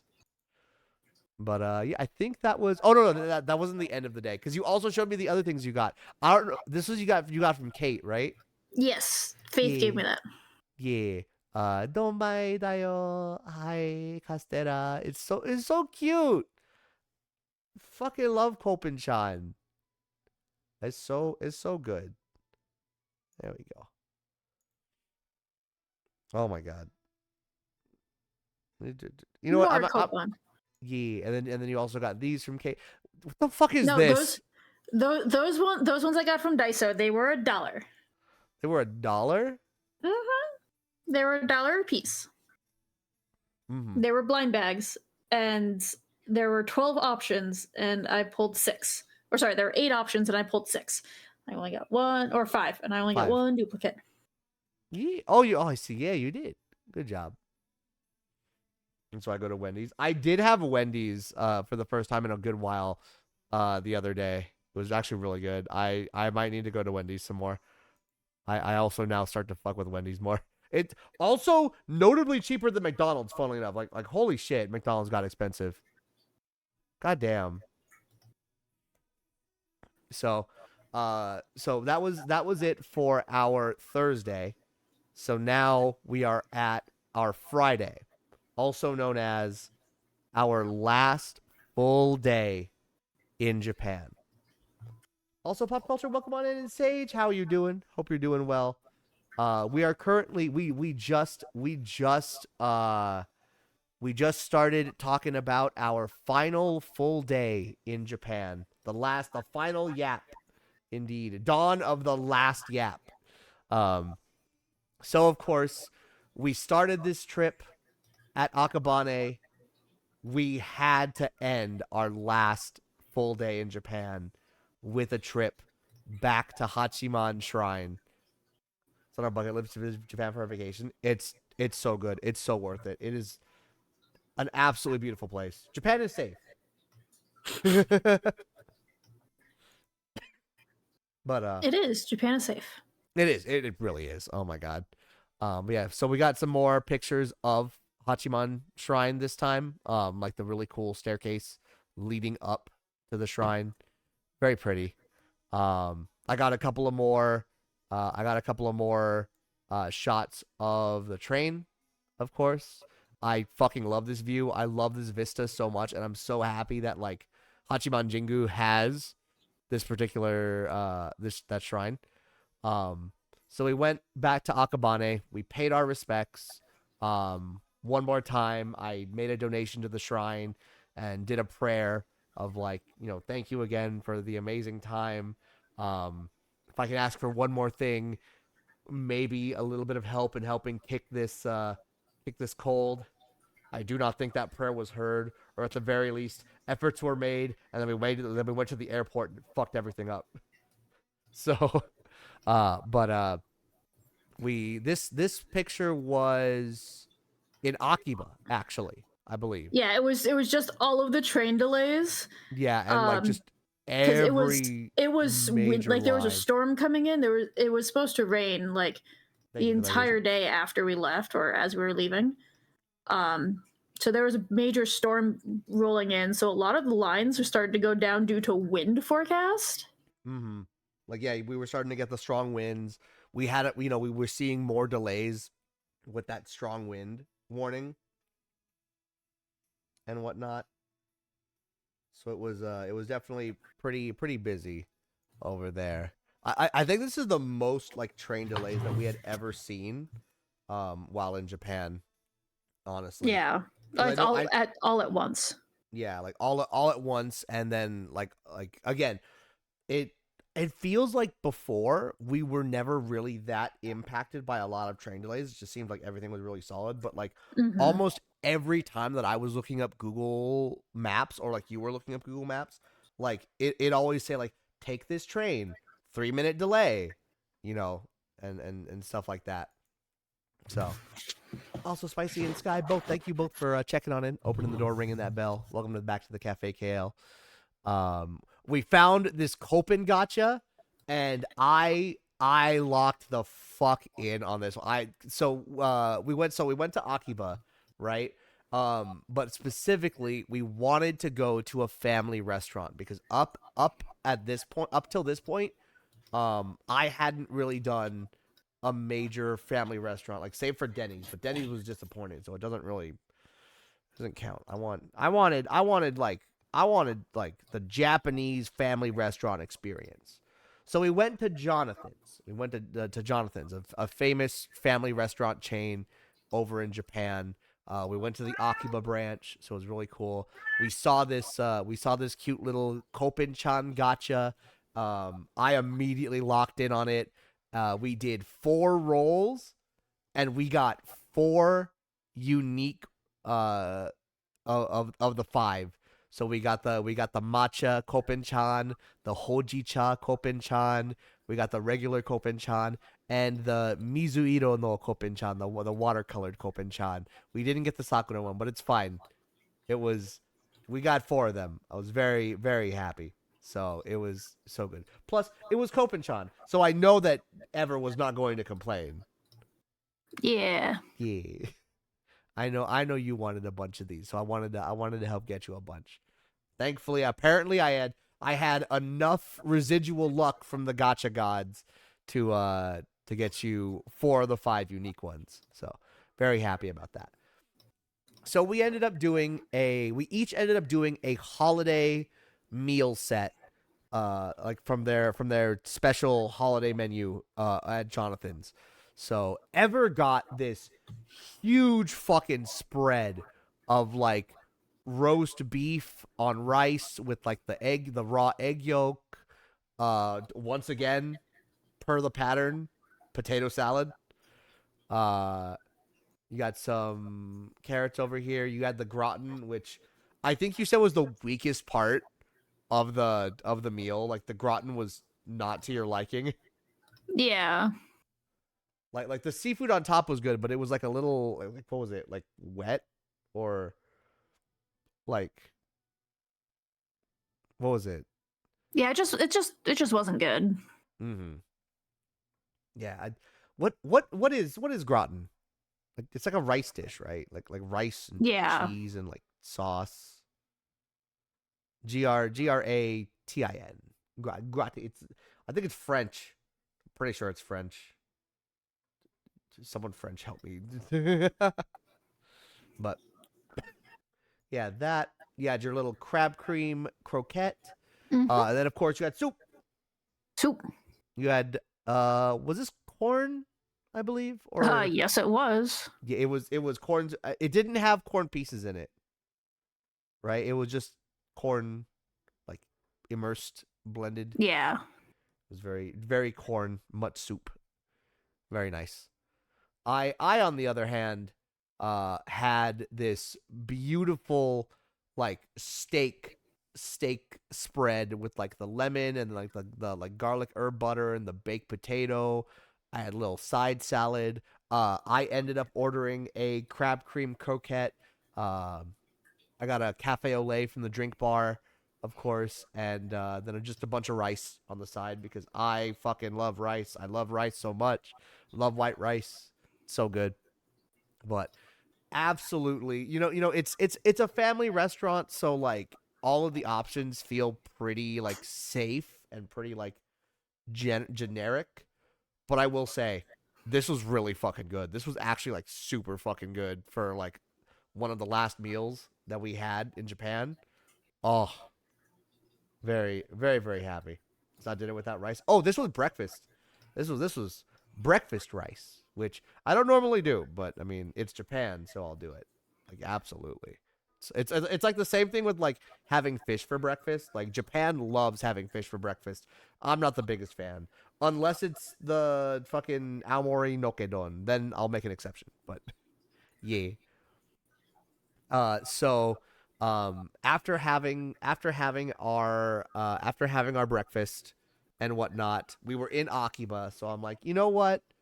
We still have 3 plays left on the IC card for the batting cages. I'm just going to go on ahead and spend them, right? I'm just going to go on ahead and spend them. Fuck it. It'll be a fun time.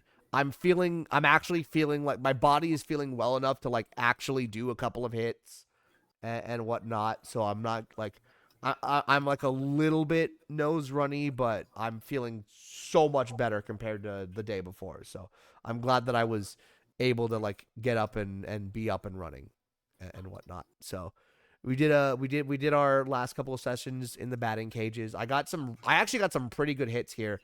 I actually saw somebody, the person that was next to me was actually able to get a really good hit and actually hit that little target right over Mm-hmm. there, like dead on.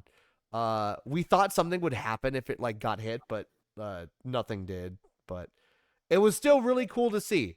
It was still really heckin' neat to see. So like somebody was definitely locked in that day. It was not me. It was absolutely not me. Even though it looks like I am. Got the little like back and forth little action shot right there. Thank you, Ever, for being the photographer for this one. You're Also, welcome. it also was kind of sick with the jacket going too. It's actually like pretty heckin' cool.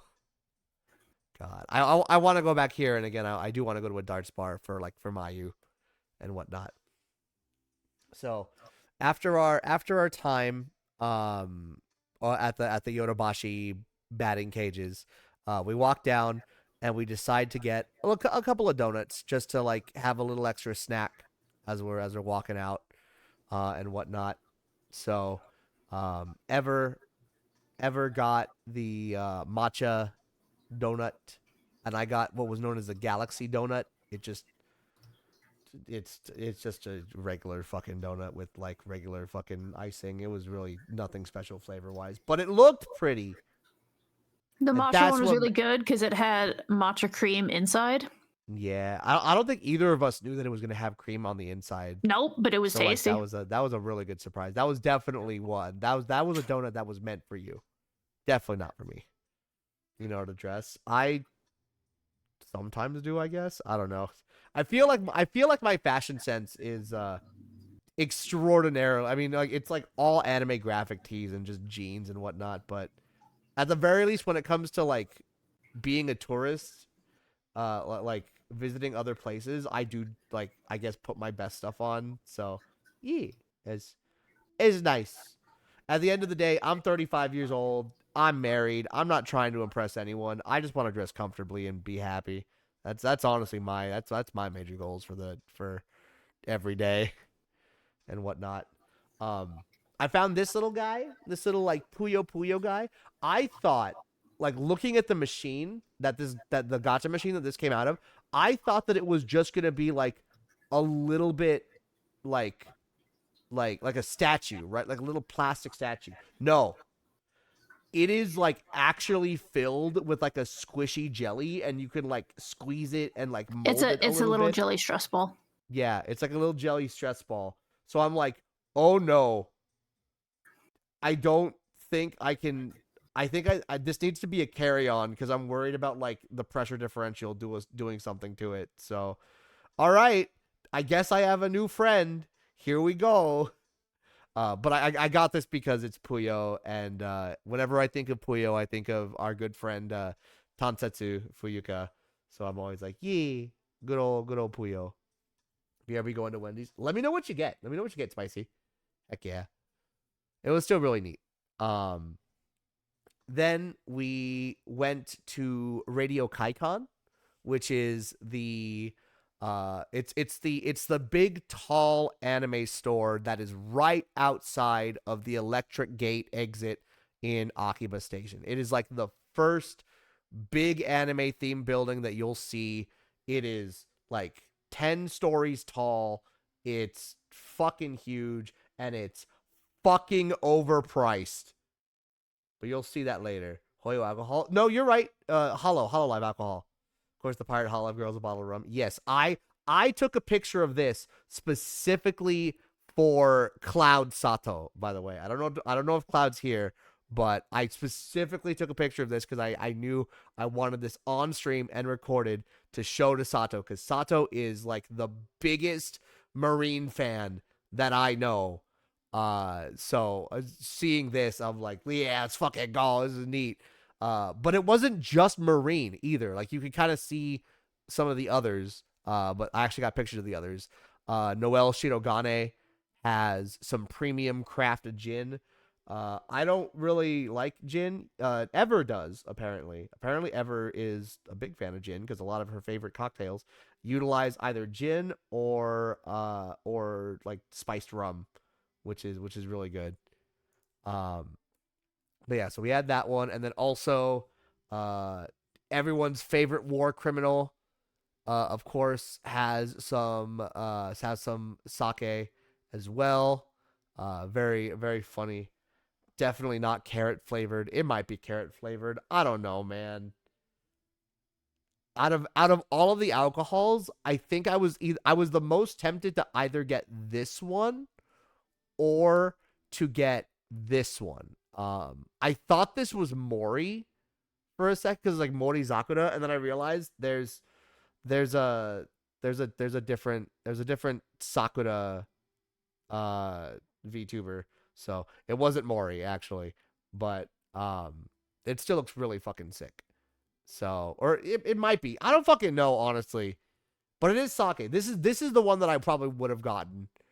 Uh because I'm like, this might be Mori, this might be Sakura Miko, actually, but either way, out of all of the alcohol types that they had there, sake is the one that I fuck with the most.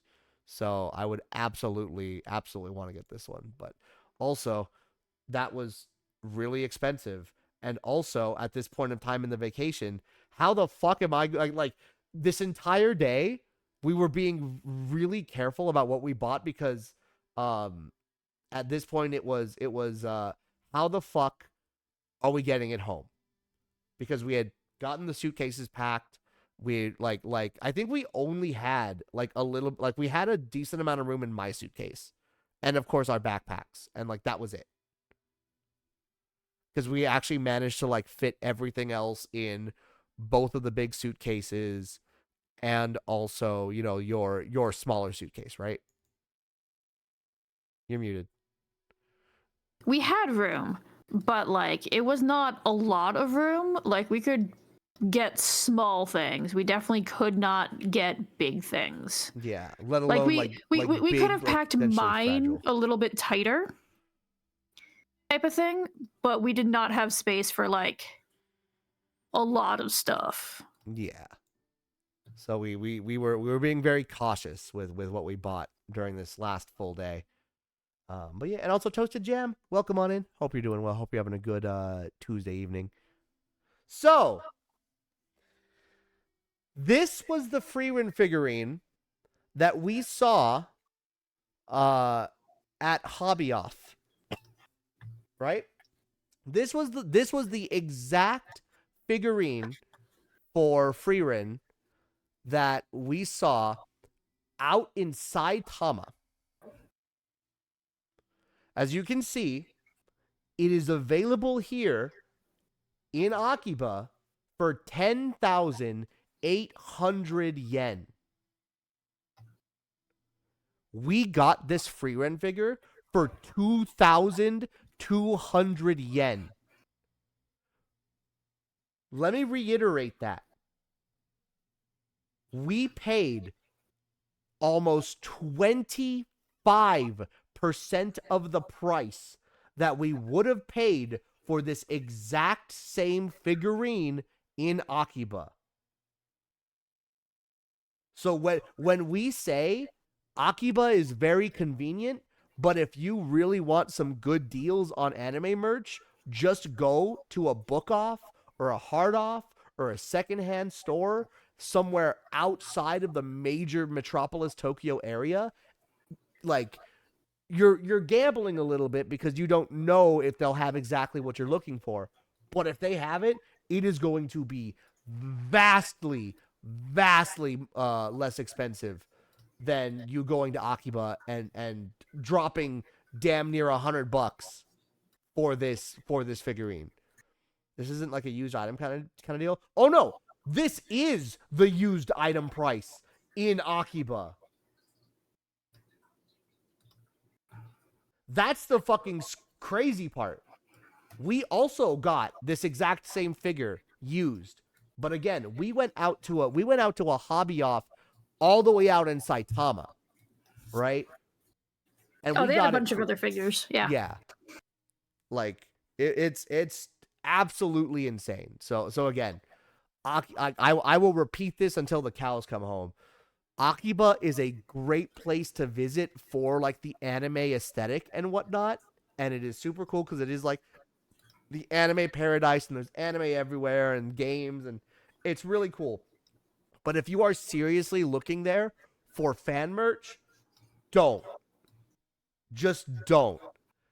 Go ride the train to a lesser known like go ride the train to like a lesser known station, go to some place that isn't like on the Yamanode line, like get away from Shibuya, get away from Ikebukuro, get away from from Akiba, get away from Shinjuku, get away from all those big well-known cities. Go to a lesser known area, look for a book off, look for a hobby off, and it may take a bit of a walk or whatever, but you are going and it's gonna again be a bit of a gamble because you have to see if the stuff that you like is there.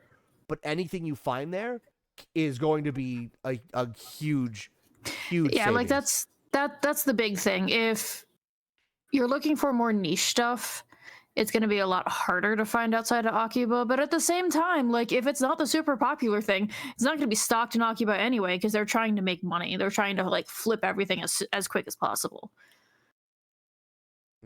Exactly. What I'm getting is Saitama Hobby Office greater than Akiba used deals. Absolutely, 100%. Also getting spicy chicken sandwich and spicy nugs. Oh, that sounds good. I actually got the spicy chicken sandwich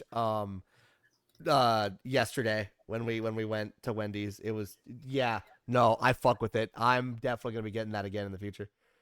And also, John, welcome on in. How are you doing? We're doing pretty good. We're on our last yapping stream of our Japan vacation. We're getting ready to wrap things up. We're on our last full day of Japan. We're back in Akiba. We're looking at some insanely fucking overpriced figurines. And just talking about how Akiba's great to find a lot of things, but if like if you're worried about price, don't worry about it. Like if you're worried about price, don't go to Akiba. Are we getting extra early then? We might. We actually might. We actually might. I said it early, but aftermarket price is weird. Aftermarket prices definitely be crazy. Like again, the fluctuation in this figure alone is absolutely funny. But anyway, we are getting close to the ads, so I'm gonna go on ahead and run the ad break now, and then we'll be back with our next segment. So see you guys in just a little bit.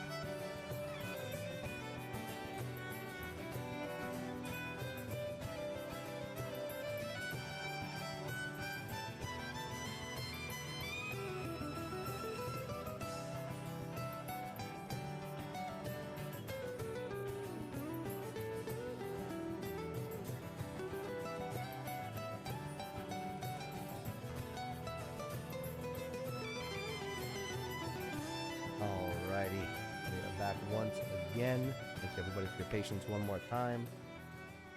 Alrighty, so we wrapped up gawking at like horrendously fucking overpriced anime figurines, and we're like, all right, let's go somewhere else. You know what? Let's go to like let's continue going over to Radio Kaikon, right? So we go around, we find some places in Radio Kaikon.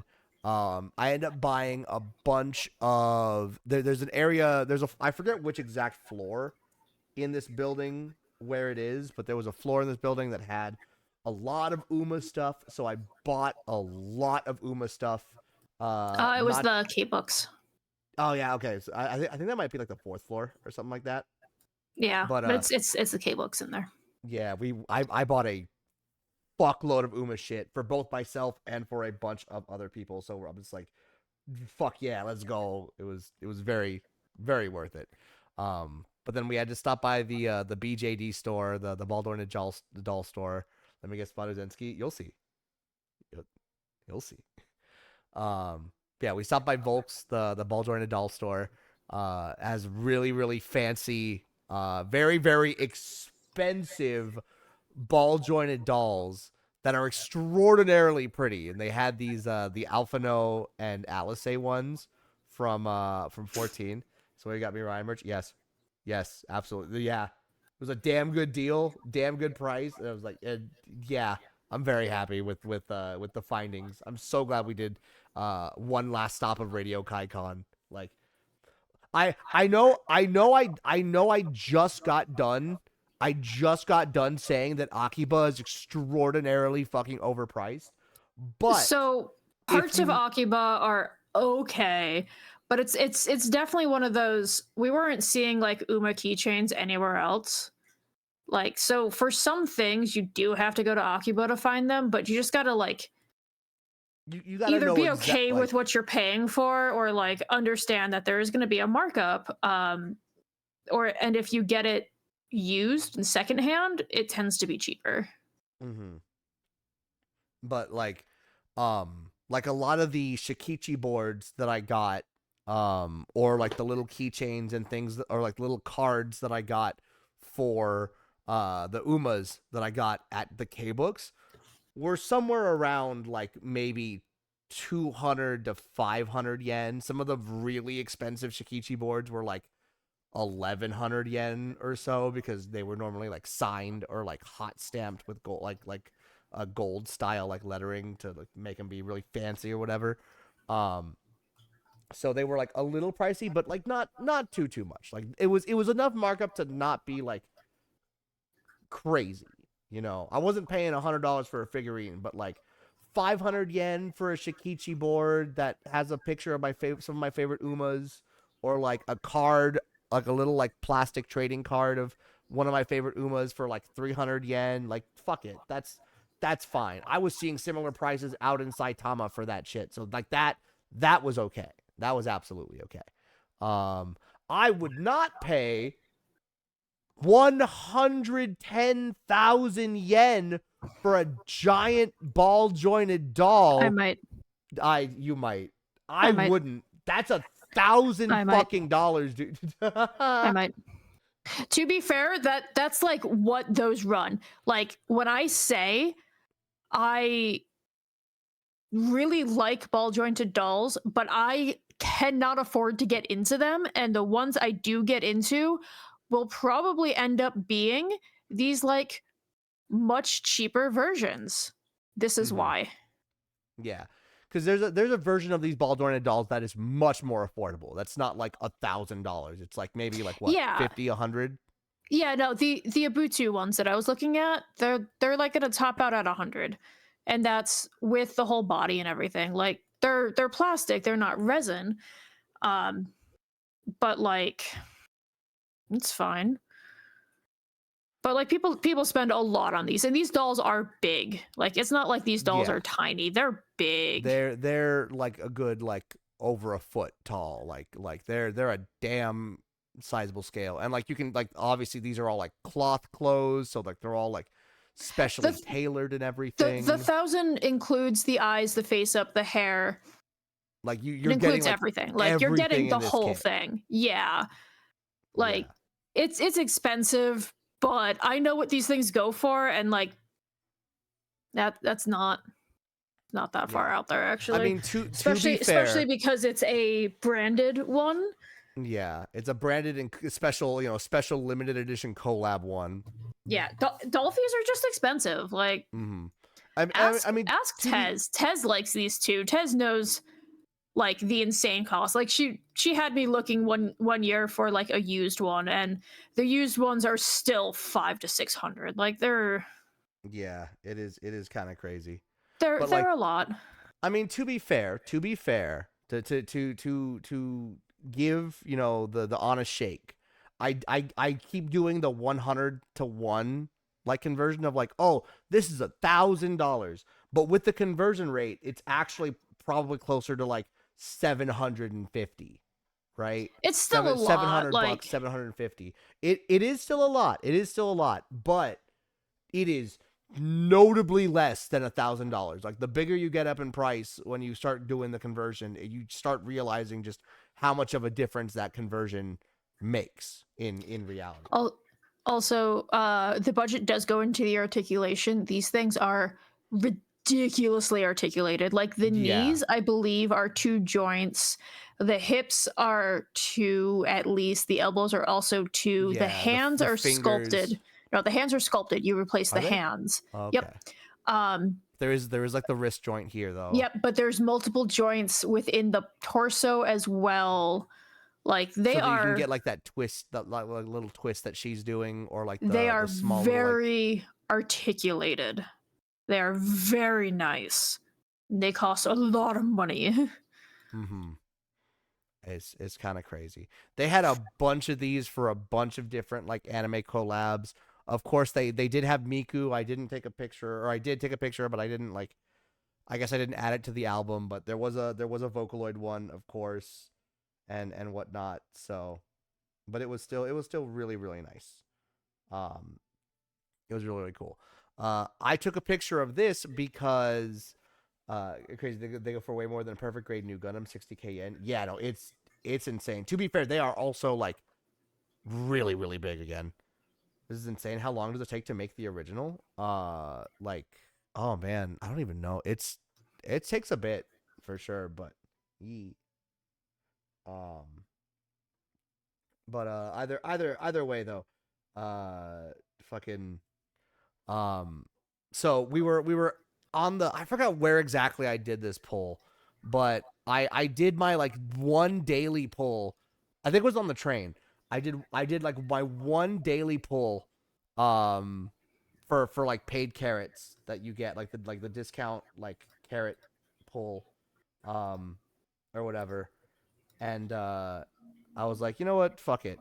And I actually ended up getting the director as a little like surprise bonus. So I'm like, oh shit, I just got a 5 star. Wait a minute, I might have actually just pulled the I might have just pulled the banner character actually. And sure enough, Manhattan Cafe. So I've got little spooky coffee girl now. I'm very happy. She has been absolutely a fucking pain to try and build in in Uma right now, but she is still really cool. I really like her. God, I faced so many of these in Libra Cup. I don't remember. I don't think. Actually, no. I think I'm actually building. Hold on. Let me check really quick, just because now I'm curious. Hold on. Let me see here. Did I build Manhattan for Libra, or did I build a Manhattan for? Okay, yeah. I built a Manhattan cafe specifically for the upcoming Scorpio Cup. Is what I'm doing. I have a Die with Scarlet as usual. Um, an El Condor Pasa, and then both of those are running Pace Chaser, and then after that is Late Surger Manhattan Cafe for and that's probably gonna be my my Scorpio Cup team, because yeah. But also, better Lux Hester. Thank you so much for the follow. Welcome to the Acolyte family. Hope you enjoy your stay here. And last but not least, please enjoy your 5 brand new follower emotes as a thank you for your support. Hope you're doing well. Hope you're having a good Tuesday. Talking about my Uma pull while we were during our last full day in Akiba. So obviously Akiba giving me the gacha luck one last time. So Also, after yeah, y'all should tell me which gacha I should get into. you should Grand Blue or Uma, one of the two. Love and Deep Space. Not Love and Deep Space. That actually creeps me out a little bit. The more I learned about it, the more I'm creeped out about Love and Deep Space. That is not a game that is made for me. Yeah. Zenless Zone Zero. I am too fucking ace for Love and Deep Space. Oh, a lot of people saying ZZZ. I do see all of that ZZZ. But yeah, so after doing that last little run of Radio Kaikon and making so many bad decisions, but actually good decisions in getting a fuckload of Uma Musume merchandise for myself and for others, we left Akiba and we decided to go over to Ikebukuro, which is also where we were meeting for dinner. Yeah, we were meeting up with friends for dinner, but we got there a little bit early, so we decided to hit up some of the like otome stores and some of the other shops. So we first hit up one of the book offs that was over there on the main road of Ikebukuro. And at this point, one of the things that Ever has been wanting to get, that she got a couple of. Did you get those first couple of pose books, or did you just look at them? No, I did not. I just looked at them. So yeah, one of the major goals that you wanted to get during this trip was trying to get some pose books. Right? So as a note, there were pose books that were in the art store that I was looking at, and ended up not picking up just because I was not sure about the spacing at that point in time. So I just kind of let them be, and then decided, you know what, let's just check like the book offs, see if there's any used ones that are maybe a little bit cheaper. And that first one we stopped in, I realized my mistake. I showed them one that was called Catalog, and they're like, "Oh, we don't carry catalogs." I should have asked what I had asked in this one, which I felt so bad. Like, if any of you have seen Honda-san, the book Skullface bookseller Honda-san, I 100% felt like I was like walking up and asking that dude, "Where do you keep your yaoi books?" type thing. Special yaoi book. Like that's exactly what I felt like with this one. Like, no fucking joke. I really felt that. I was just like, I promise it's not weird. But the first one I'd asked for like was catalog, and they were like, "Oh, we don't have that." The second one I asked for, I looked up the word for art reference, and he thought about it, took me to one spot, and was like, "This?" and then paused. "No, for art, not of art." And I was like, "Yes, for art." He's like, and took me to a different area, and that's where these books were. And at first, and you were looking through a couple of them, and like you were kind of like pulling every like a few to kind of look through, and it was about this time that this is where I found you, and like you were looking through some of the books, but you weren't seemingly finding exactly what you wanted. Yeah, because a lot of what I was seeing was like, this is how you draw anime, and I'm like, I don't. That's not what I want. This is like art reference, as in like skeletal, muscular, like almost like anatomical. Yeah, definitely anatomical, more like almost like medical books kind of thing. And that's not quite what I wanted either. And and I was about to give up because I was seeing like a lot of like clip paint studio, like Photoshop ones, and I'm like, isn't quite what I'm looking for. Maybe they just don't have it. And then that's when Try comes in, and that's Yeah, when Try finds. So I come in and I'm like, all right, hold on, all right. So I start scanning the spines of the books because again, like when it comes to our individual knowledge of Japanese, um, I am very good at being able to speak it and very good to like being able to listen and immediately respond. One of Ever's strength is being able to read it and decipher like the internal meaning of it, but not necessarily in the aspect of like I'm trying to find this particular like thing, right? Whereas at this point, I know that I'm specifically like what she's looking for is a pose book. She's looking for pose references. So I just start looking specifically for this pose, right? Pose. So this entire book is hyper anguru pose, and then I don't know what this kanji is, but it's fine. I don't need to know all the kanji. This isn't a fucking test. All I know is I see pose and I'm like, all right, I got you. So every book that I'm seeing on the shelf that has pose in the name, I grab and I'm like, all right, this one. All right, this one. No. All right, this one's more anatomical. Okay, cool. This one. And I eventually pull this one out. Now, if you'll notice, I've only got the top part of this book on this thing. I did take a picture of the entire book. However, the picture of the entire book has a naked lady on it. So to make Twitch happy, I cropped it. So the but really cool thing about this specific book is if you know anything about art, this specific book, when it says hyper angle, every single pose is foreshortened, or the pose and the person is distorted. It's in like an extreme perspective. It's somewhere she's sitting on glass, so it's like she's curled up in a ball, but she's on like a plexiglass, so you can see her from the bottom. Like they're really cool. They're really cool images to like insane foreshortening perspective. Like it's wild how like this book is so cool. You know, it goes without saying, but I'll say it anyway. Like obviously it is a nude female model.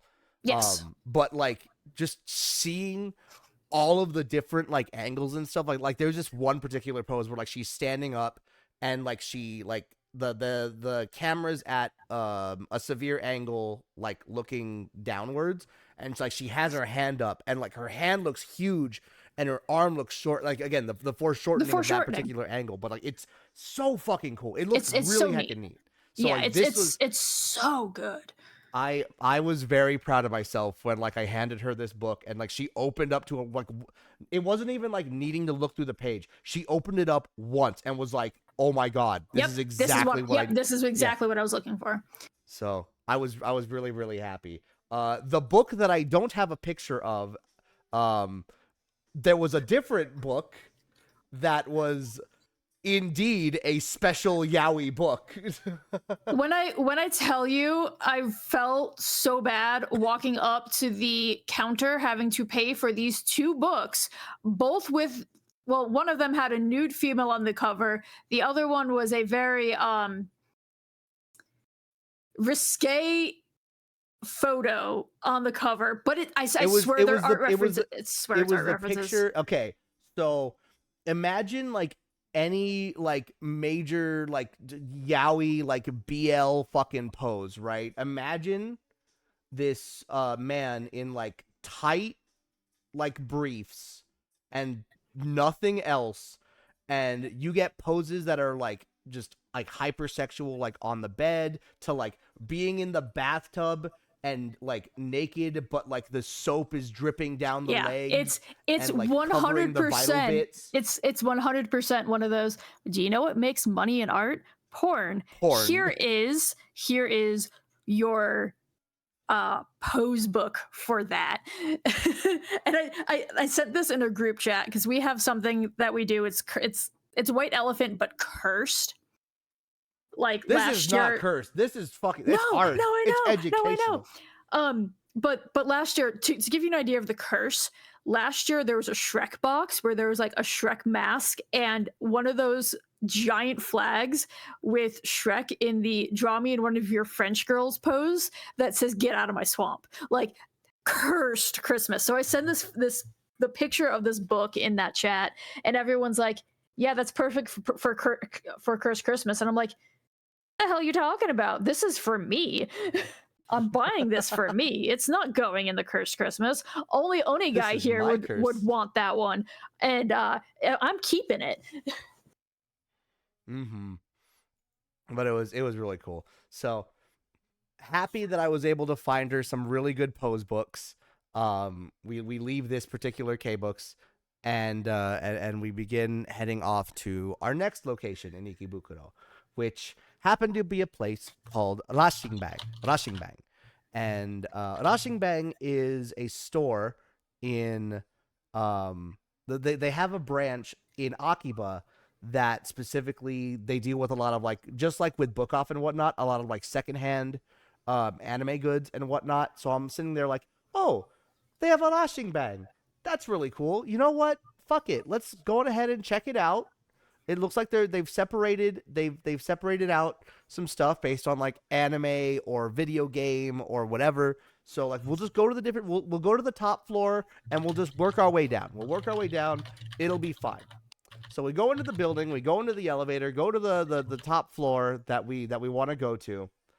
We exit the elevator, we turn, we enter the shop, and I very quickly realize, oh, that It's an Ikebukuro for a reason. this isn't anime good. Well, it is anime goods, but it's not anime goods in the way that I think. It's anime goods as in this Dojins fan comics. Note There there is are a there are fan comics that are not smut. yes. This is one of them. This one right here. This was actually really fucking tempting. A majority of them because actually aren't spun. I'm actually kicking myself for not buying that one now. Cause like that'd be really cool to have because it was the only one. it was the only like because this is an adorable like what if scenario. Like if Himmel and Freerin like got together, it's like, super fucking cute. And just like be it was cute. the last one that they had, and like 2,200 yen. It just was a little bit. It was that whole thing of like, it's a little pricey. I don't know if I want to pay that much for like a little book like that. I don't know, man. Yeah. But yeah, honestly, thinking about it myself, yeah, we should have ponied up for it. It was 100%. If we had gotten it though, it would have had to go on a card. Like that's the point where we were at in this Yeah, trip. we were pretty everything much we were of, spending, basically, we're starting to have to go on my card, so we didn't have to pull more money. So that was the other thing we were weighing is like, do we really want to put this on the credit card type of thing? Like, not that like the credit card's gonna know what it is, but you know. but more of a like, it's just a we have to spend more money essentially. Yeah, like that's the big part of it. Mm-hmm. But like I am kicking myself a little bit for this one just because I think it would have been really cute. Yeah. Next trip. One thing about Japanese publishing that I like is how easy it is to be a startup mangaka and easily publish stuff. Yeah, like the doujin market is fucking crazy. Like I didn't take a picture of like the actual stores themselves, but this Lashingbang was like two or three small segments, like 2 or 3 floors of like small building, but you had literally 2 aisles in this store. You had 2 aisles that went, from one end to the other, and like the entire way around, and part of the middle part of the shop, the like middle aisle of the middle like separating thing, it was all bookshelves and it was all dojins, just completely fucking stuffed, and they were all organized by like type. They were organized by type, and they were organized by ship type as well. So if you were looking for like specifically like, I don't know, fucking Gojo and whoever this fucker is, I don't know. I don't fucking watch JJK, but like, if you're looking for this is 18 plus. This is a spicy one. So that's the other really big thing with doujins is we think about them in the States because when you come across them in an anime con, it's almost all like porn. In Japan, it's not. Most of it's actually just fan comic. It's not actually explicit. If you're looking for more explicit ones, go to Akiba. There's a store right under the train tracks that's multiple levels that have both explicit ones and non-explicit ones. But those are definitely more male-gazy ones. Whereas, again, Ikebukuro, Atomi Road, these were all 100% female gaze ones. Yeah, 100%. 100%. Which I kind of like that there's that like distinction. That's separation. Yeah, of not just, oh, you accidentally got into the wrong store. It's, oh, there's a whole town that's kind of dedicated to this stuff, and I appreciate that that's a thing. I will say it was fucking hilarious when we were looking through, because here's the thing, we like obviously we very quickly realized like what kind of store we were in, right?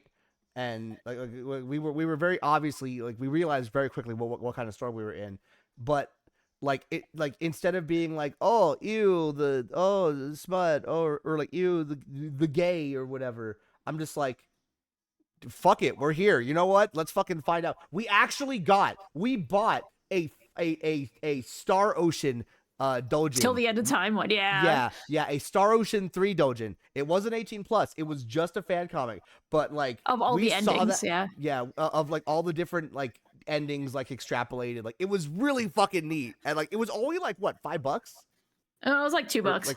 Like it was real cheap. It was real cheap. $2. It was super cheap, but it was like hell yeah, fuck yeah, why not? You know, it's fun. God, though, they had an entire, like, this book came from like the wall of not JJK specifically. It was a wall of just specifically Gojo. It wasn't just this pairing. Oh yeah, it was like Gojo. It was like Gojo X Ghetto, Gojo X like other guy, Gojo X like fucking third guy. Like, and they were separated. Like, they weren't even just separated out by ship. They were separated out by like price. So they had like, you know, oh, here's all the 280 yen and under Gojo X Ghetto, and then like, you know, after, like, right afterwards was like, here's all the 500 and less Gojo and that whatever. Like, it was fucking crazy. But what was really funny was, while Ever and I are like walking back and forth to different sections, just kind of looking through stuff, just because fuck it, we're here. I really wanted to get an Inuyasha one. I wanted to buy an Inuyasha Shishomaru doujin. They didn't have them. They had nothing Inuyasha. I wanted an Inuyasha Shishomaru doujin. That would have been my contribution to Cursed Christmas, but they didn't fucking have it. I was so sad. Disappointed. Man, I just wanted some Boku Tachiwa. Right? But it's fine. I settled for I bought this. I made you buy it. Yeah, you made me buy it. But yeah. So the really interesting thing, going back to the whole split between Akiba and Ikebukuro, right? It's one of those interesting points. If you haven't been in the anime space for as long as we have, early anime conventions were not female friendly. Mm-hmm. Like, you still get a lot of like anime spaces that aren't as like female friendly / like gets very gender separated. Mm-hmm. And almost like a, ew, why do we have to like have your portion your portion mixed in with ours? Why does this girly stuff have to be in our manly anime type thing?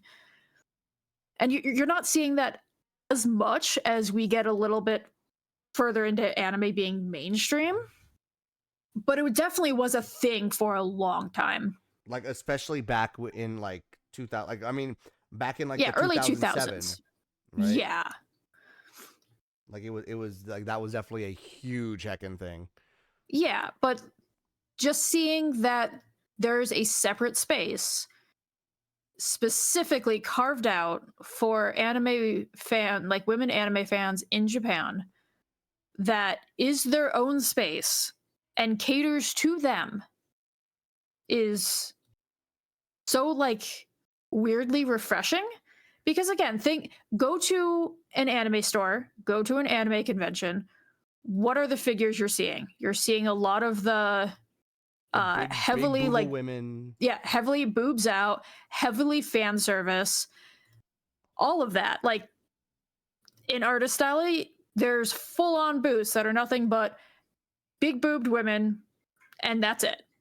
Yeah. And like, sure, there's other stuff, but Nothing that's wrong the with stuff that for that's me, but, really like- like front and center. Like that's the super front and center stuff all the time. And you see that at most anime conventions. So it's so nice to just have like this space that isn't. Like, sure, you can find that if you look, but it's nice to have a space that isn't. Yeah.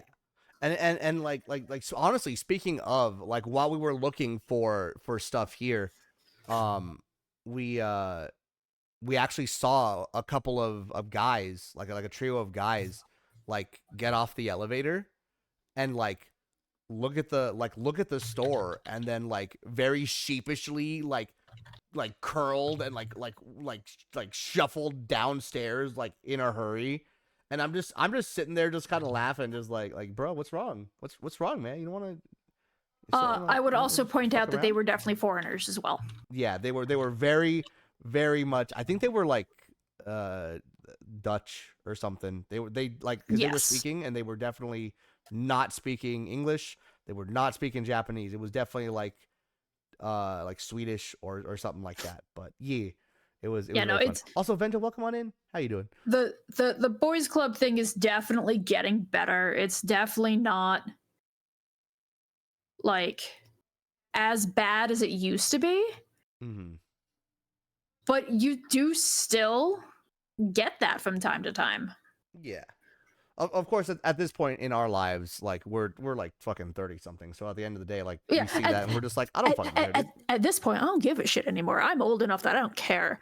Yeah. But you have the young kids coming into it, and they don't have that same space or that same I don't give a fuck anymore, because they haven't had enough time to hit that I don't give a fuck space anymore. Mm-hmm. So it's good to see that it just is starting to naturally exist in places. Yeah, it's really good. But yeah, so we finish our business. We get our lovely dojins, and at this point we're about ready to meet up with It is people. time for dinner. So it's time for dinner. So we go to this really cool, I forgot the name of it. It's like something chan or whatever, but Chiba-chan? yeah, Chiba-chan, yeah.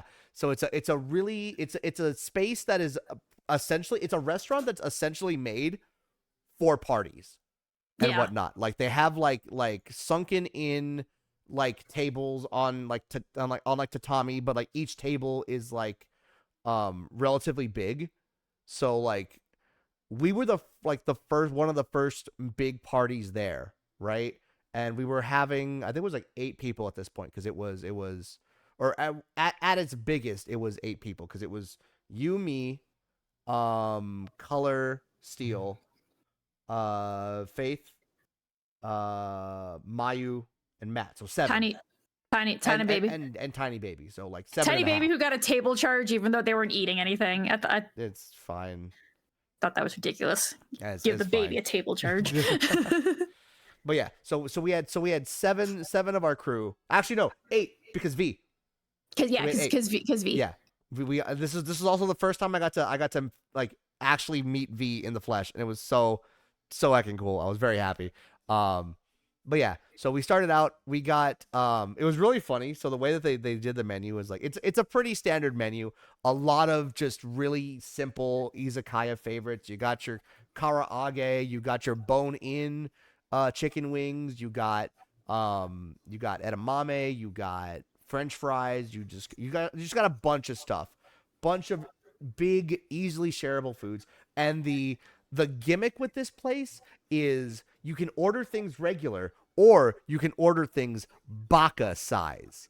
And Or or on some foods, all baka size, oh right? baka. Not with the drinks though. The drinks were either just regular or baka. I had 3 baka sized cola highballs. I He was feeling it, Mr. was Krabs. feeling great, Mr. Krabs. It was wonderful. This was number 1 of like 3. It was so good. Um, but yeah, so we had our first little con pie, and then like you can see we got like potato salad, and yeah, like exactly like some anime. It was so cool. Like we actually did get like that whole like drinking party sort of thing, and we're just chatting about This it. is also It when was we so learned good. about second, third, and fourth parties. Yeah, no, we learned about that earlier on. Did we? We learned about that No, during the no, first. we learned the word for it this time. Yeah, three full size. Yeah, three baka sized. Triple baka, if you will. Cue the song. But yeah, like you can see some edamame. You can see some French fries with a pitiful amount of ketchup. Uh, a bunch of this was the baka sized karaage. Uh, I did get a photo of the massive. Oh, I don't worry. I did. They got the Okay, chicken good, wings good, over good, good, good, there. good, good. Yeah, it was just really really good. Um, and then this is when everybody came back. This is when like V and stuff came. So we had a second compi with people. So there's mine. This is Nat's perspective, of course. This is my baka size. This is my second baka Baka mitai. This is the old baka sized fries. This is It was like a kilo of yeah, fry. a kilo of potatoes, 1 kilogram of starch, and it was really good. It also came with The one most pitiful fucking ketchup. pitiful ketchup. So we had to And ask we're them, just and we're sitting here like, going, like, can we get American sized ketchup, please? We need more ketchup, so please. I think we asked for like 5 ketchup or like 3 ketchup or something. Yeah. But yeah, like it was a bunch. This was definitely big shared around the table. So it was really really good though. It was very tasty. It was an amazing way to cap off the night. Even though we don't have pictures of it, but we did go to our second party. So we went from here, and from here I think Color and Steel needed to go. Um, so we had V, Kate, Matt, Mayu, myself, and you, which officially meant we went to karaoke with everybody at least once during the trip. Yes. So we were able to round out that. So we went to Maneki Neko to do a bunch of karaoke, and that was really fun. Um, you've seen Bakamitai if you eat those fries alone. Yeah, I love French fries. Don't get me wrong. I would be hanging my head. Oh man, but no, we did a bunch of karaoke at the very end. It was very fun. We sung a bunch of old school anime songs. We fucking belted those out. We hit the Bokutachi wa. We did Smile Bomb. We did the fucking Slayers theme, dude. Oh my god. Haven't heard Slayers in a long fucking time. We did Snow Halation because Mayu and Matt are big Love Live fans, so of course it's winter time. We're canonically obligated to Todokete Setsuna Sani wa. It was very fun. It was a very good time. But I was just thinking of a Slayers hit. Yeah, it's so fucking good. I love Slayers, dude. I need to rewatch it now that I'm older. Um, but yeah. So we we wrap up this amazing fucking night, like quite literally, like the picturesque send off for the night. So we do that. We get home. We get back to the hotel, and we kind of just chill and relax for a while. And we're Oh, sitting. the thing that was forgotten to be mentioned, there was another earthquake, and I'm talking to Color, like I'm in the middle of talking to Color, and my brain just freezes, and I'm like, Oh right, everything's moving. it was at this place. It was while we were there, and I'm like, everything's moving, and Color's like, oh yeah, that is an earthquake, and somebody else was like, is it? I don't think so. I think that's just the people behind us moving. They're like, no, the lights are moving. Oh yeah, they are swaying slightly. Yeah, that is an earthquake. It's fine. And I'm just like, and when I'm trying to continue the conversation, and Color's looking at me like, you good? And I'm like, my brain is freezing and short circuiting because everything is Yeah. moving slightly, and I my mean, to brain be can't fair, focus on we the were on like I words. think the 8th floor, right? Like we were on a higher floor. Yeah, but like whenever like an earthquake like that hits, even if it's small, my brain like short circuits and the anxiety kicks in, and I can't like function properly. Mm-hmm. Like and I know that's probably like not a bad thing, because like, That's you just a know, survival instinct kicking in. it 100% is, but like it's definitely one of those like, oh, kind of things. Don't y'all get earthquakes? Not nowhere to the level that like Japan has. Like we're lucky if we get a small aftershock. Like I think We get one every like 5 or 6 years. yeah, and even then it's like super like it's generally like very negligible. Like there's only been one earthquake in America that I've been awake for. No, Um there were two. was there two? Because there was the one Mm-hmm. that I was The like you Ridgequest were one. kick- Oh yeah, yeah. Because we were in the house for that one, and then the follow-up one, I was driving during, Right. Well, and you no. texted me saying that there was another one. Right. Yeah. Because the one where we were both home, I was like, stop kicking my chair. And And then I'm like, like I'm not yeah, touching and then I you. turn and I look and like you're at your desk and I'm like, wait a minute, hold on. If you're not kicking my chair, who the? And then I turn and I see like the figures moving on my like display case and I'm like, oh fuck, got it. Yeah, we've only had small ones, but my brain does the anxiety short circuit with it, and I can't like form words or focus on anything Until the earthquake is besides like, like making sure the shaking is stopping. Like, yeah, yeah, the best way I can describe it is my brain short circuits for a minute, and I can't like I can't do a thing until it stops. yeah. Which I mean, understandable because it's an earthquake. So like you're like I feel like it really is a survival instinct in your brain of just like, all right, do I need to initiate emergency procedures? Do I need to start evacuating? Do I need to seek cover? You know, stuff like that. Yeah, even though like no one else is panicking, it's obviously a small one. Like it's gonna peter back out real fast because it's a small one. My brain is still like, nope, must panic, must stop all function, look around, figure out what's happening. You know, panic for a little bit. Okay, it stopped. Okay, we can go back to what we were doing. Mm-hmm. But for the people who live there and experience like small ones like that all the time, they're It's like, like first time. oh yeah, oh yeah, it's the ground is moving again. Well, it's not ramping up, so we're fine, we're safe, don't worry about it. But my brain is just like, nope, sky is falling. Ground is shaking. Make it stop, please. Sky is falling. Logically, I know I'm safe because it's not ramping up and no one else is panicking. But nope, sky is falling. Yep. But yeah. So we wrap up the night. We get back to the hotel. Um, we chill around for a bit. You know, relax, get ready for bed and whatnot. I'm kind of just like browsing through the TV channels and whatnot.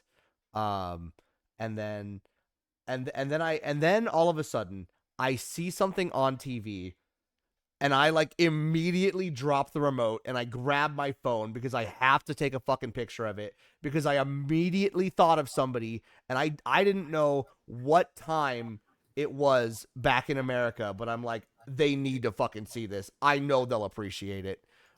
So All right, have a good night, Spicy. have a good night, Spicy.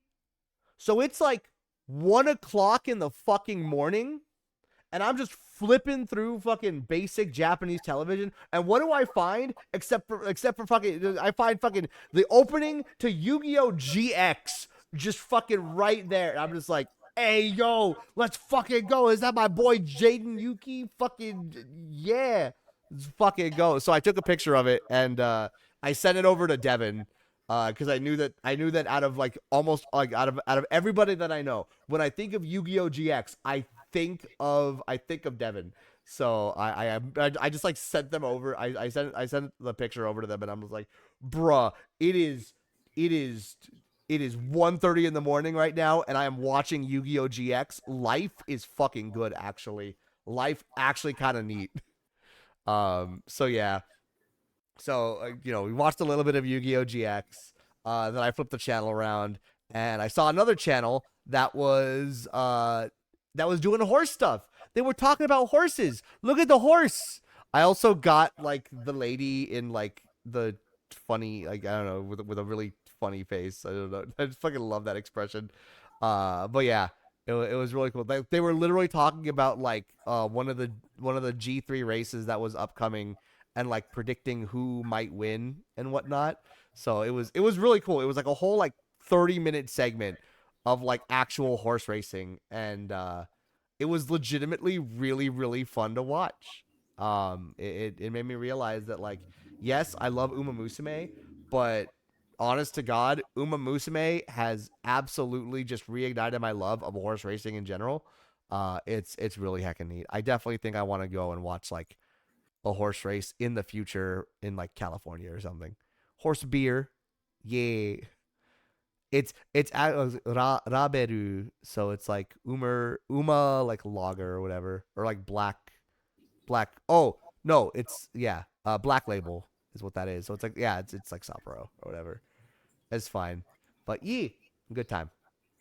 Anyway, so that was the tail end of our last full day in Japan, and now unfortunately it is finally Saturday, the last day that we have in Japan. Our flight is scheduled for like, what was it, 7 or something like that? Yeah. Yeah. So thankfully, our flight was scheduled at 7. So we still actually had plenty of time for like to like do a little bit of exploring and whatnot. But a couple of days before, I think this was on Thursday or something. Yeah, Um Thursday I picked it up. yeah. So the day I was sick. Um you actually ended up picking up a couple of these cakes because one of our little traditions is in Japan we do the little Christmas cake thing, the little Christmas cake tradition that everybody loves to do around Japan. So of course we're gonna be little weebs and also do the little Christmas cakey thing. So we got the traditional like strawberry like shortcake for the Christmas cake, but then Ever also picked up this blue cake, which is not ice cream, but it is mint chocolate. It is choco mint cake. And it was It was really, good. really, it was really tasty. The one part that was a little weird were like these bits, because it was like jelly. It was Jello. like, Yeah, it was yeah, Jello. it was like just gelatin, but like I don't remember if it was a flavor. I think it was Yeah, just it was there. mint flavored. Yeah, the mint jelly. That's weird. That's weird. It was still good though. It was still really good. Yeah, like this whole cake was just chocolate mint. I was extraordinarily happy. I devoured this cake. As weird as the jelly was, I fucking devoured this cake. The strawberry cake was good. That was definitely forever though. And then we also had some strawberry milk as well, some ichigo miruku, which had like actual bits of strawberry in it. Um, it was really good. This was very very very very good. Absolutely tasty. So we did that. And then we went over to one of the other smaller shrines that was in Akabane. And I decided to go on ahead and do one last little prayer since I hadn't gone to this shrine yet during the trip. So I did the whole thank you again for your hospitality. Thank you for the luck. Thank you for these unforgettable memories. I really appreciate it. Please grant us a safe travel back home to America. I do not want to die And hey, if you have any leftover luck, I'd really appreciate some help with that job thing. Just saying, I got the interview. It'd be really neat if you could help with the job thing. So, yeah.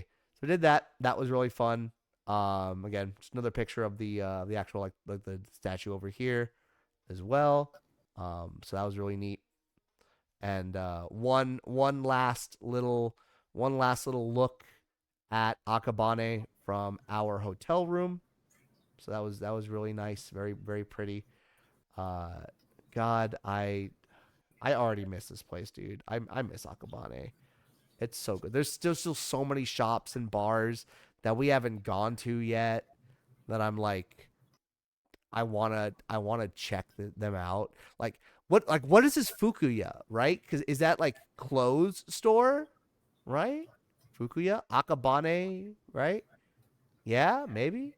I don't know, but maybe we might. There is a non-zero chance if I end up landing a job and they're like potentially nice enough to like give me my like a good amount of PTO and have me use it.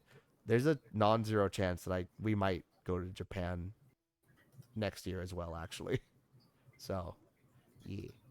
But uh, but first, I do see that we are about to hit ads again in like 5 minutes. So I am going to go on ahead and hit the ad button one last time to get that out of the way because after this, uh, we'll talk about our journey back to America, the last things that we did in Japan, and then the moment that y'all have been waiting for, everything that I bought for myself in Japan. So we'll get back to that after the break. So we'll see y'all in just You guys don't get to see everything I bought. I did not take photos of it. yeah, it's only for me, but don't worry, it's fine. I'm the streamer, so we'll see y'all in a bit.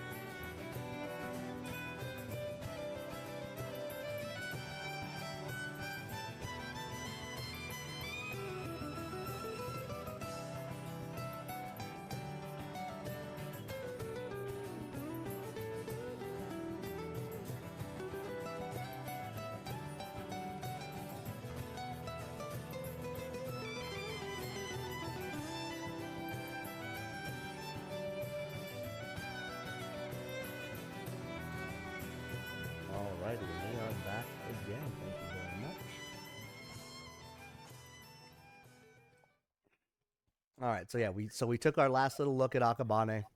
At this point, we had already our luggage our two big luggages were already picked up from the hotel, so they were on their way to the airport.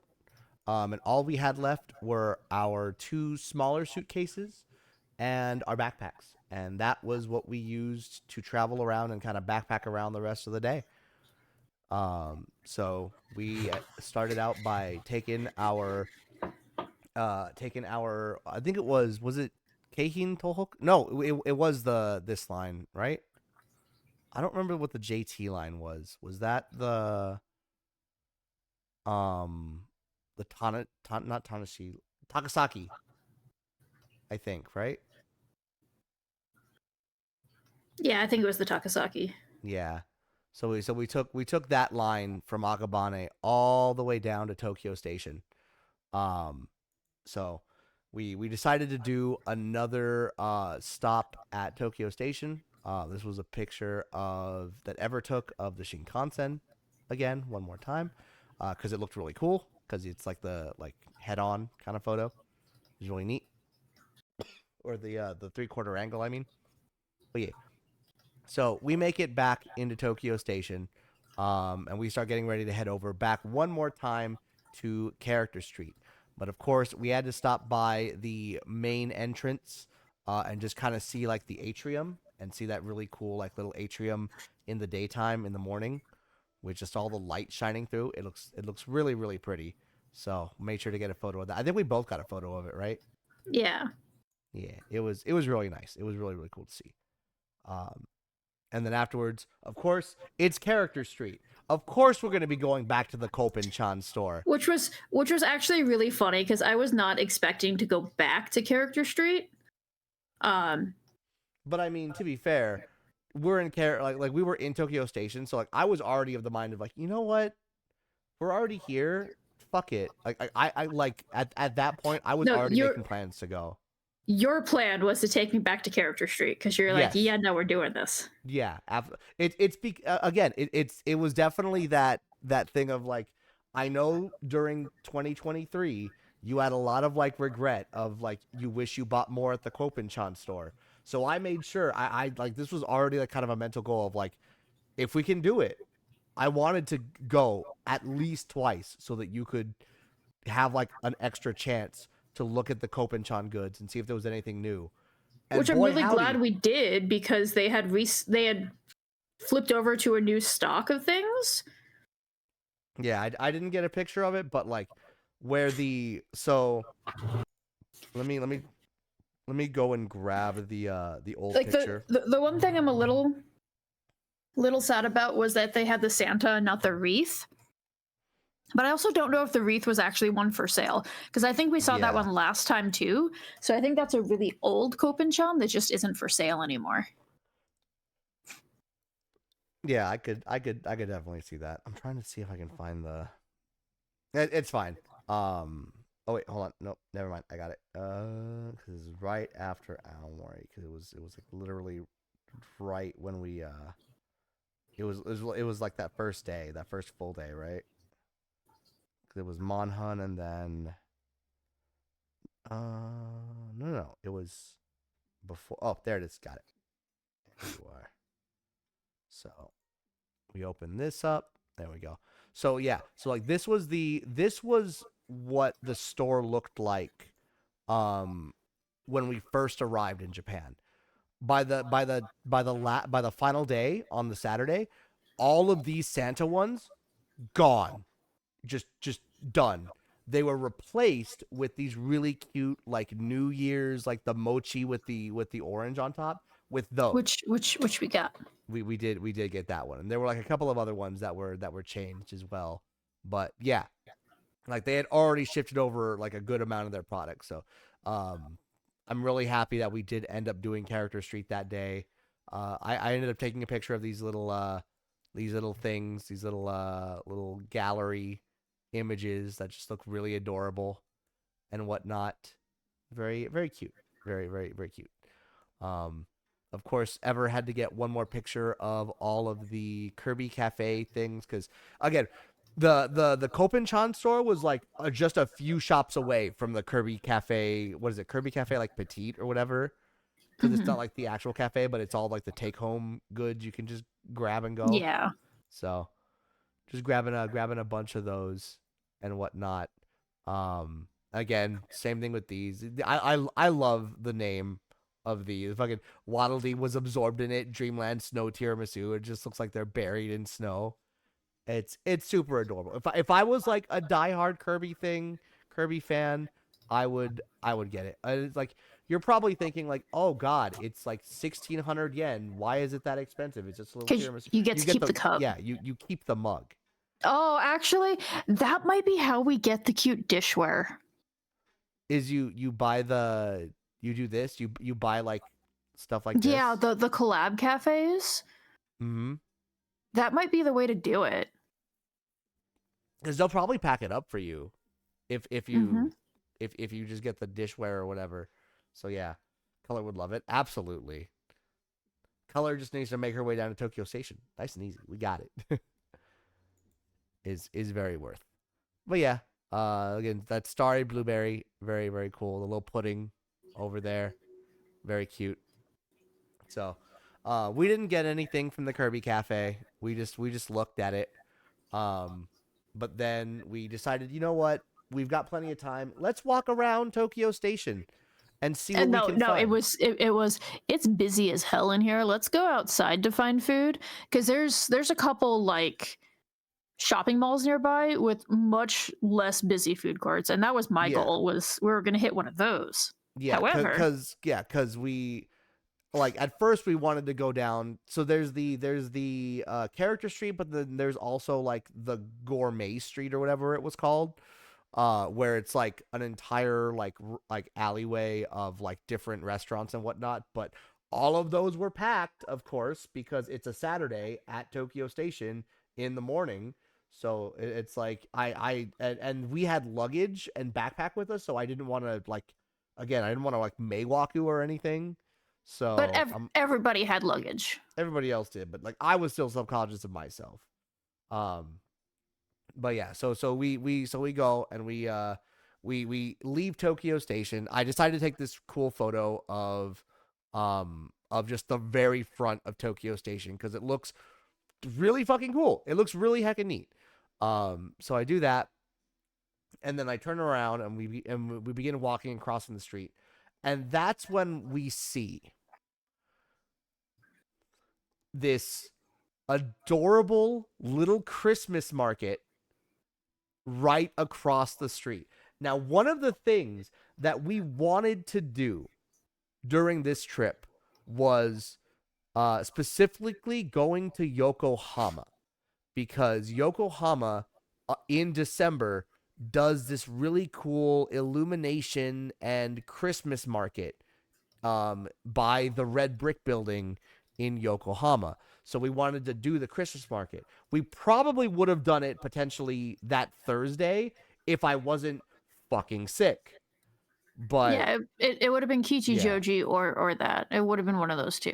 yeah, we had plans, but unfortunately, I mean to be fair, our plans were derailed by one, me actually getting into the Calliope Mori thing, Yeah, and you two, the your two recovery.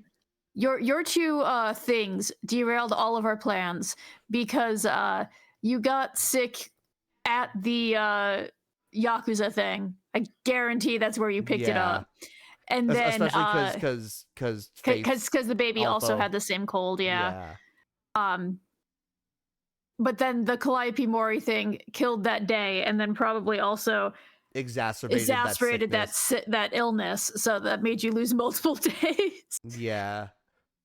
To be fair, in my It was worth defense, it, I but was the one praying to the luck gods. They're like, you know what? We're gonna give you the good luck. I'm sorry. I was. I'm sorry. I was the one putting in the divine work. I'm sorry that they made me kind of suffer from success a little bit.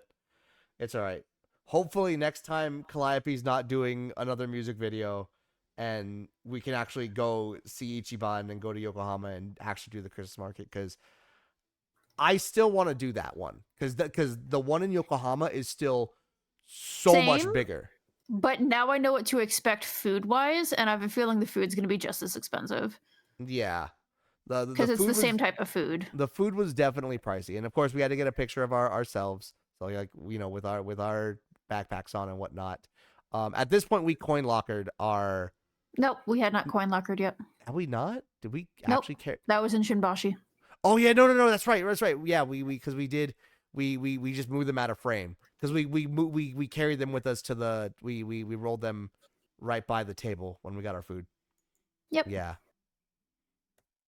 but we did get so I was originally going to get a beef stew bread bowl, but unfortunately they like ran out of beef stew like right as I ordered. So I'm like, oh fuck, okay, it's gonna take a while for them to get new ones.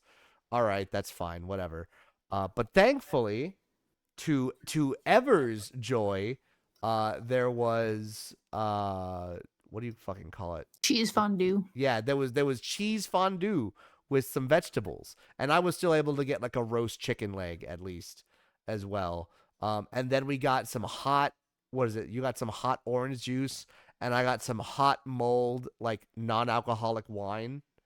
It was actually really good. It was perfect. Literally, leg in one hand, bread in the other.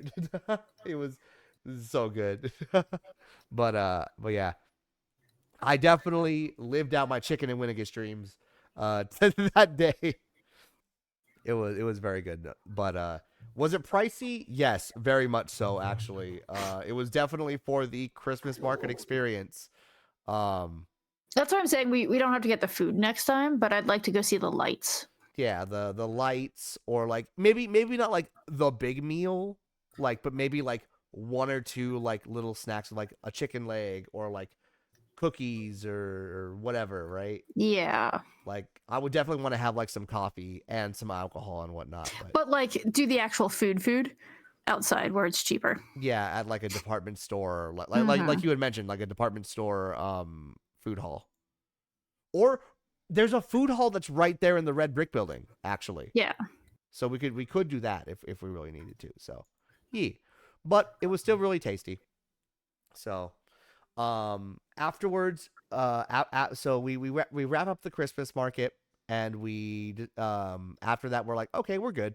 We're good with Tokyo Station. We're good with Tokyo. Yeah, we can dip. We can dip. So I forgot how exactly we found Shimbashi. I think It was like the station that connected to the line we needed to take to get to the airport. okay, so That's yeah, that's literally what it was. It was where we had to connect. yeah. So oh, that's right. The because the liner, the express liner to the airport, um, one of the pickup stops was Shimbashi, and Shimbashi was like the quickest stop that we could get to from Yep. Tokyo. So we're like, fuck it, we'll go here. It's really Let's pretty. see what's here. Yeah. So it was really pretty. We found this really cool like little stained glass thing, in the station. It was a kind of small station, but yeah. So we find these coin lockers outside of the station. We took a picture of them for our memory of like where to go when we start our luggage. But we start our luggage and our backpacks there. Um Easy 600 yen, nice and simple.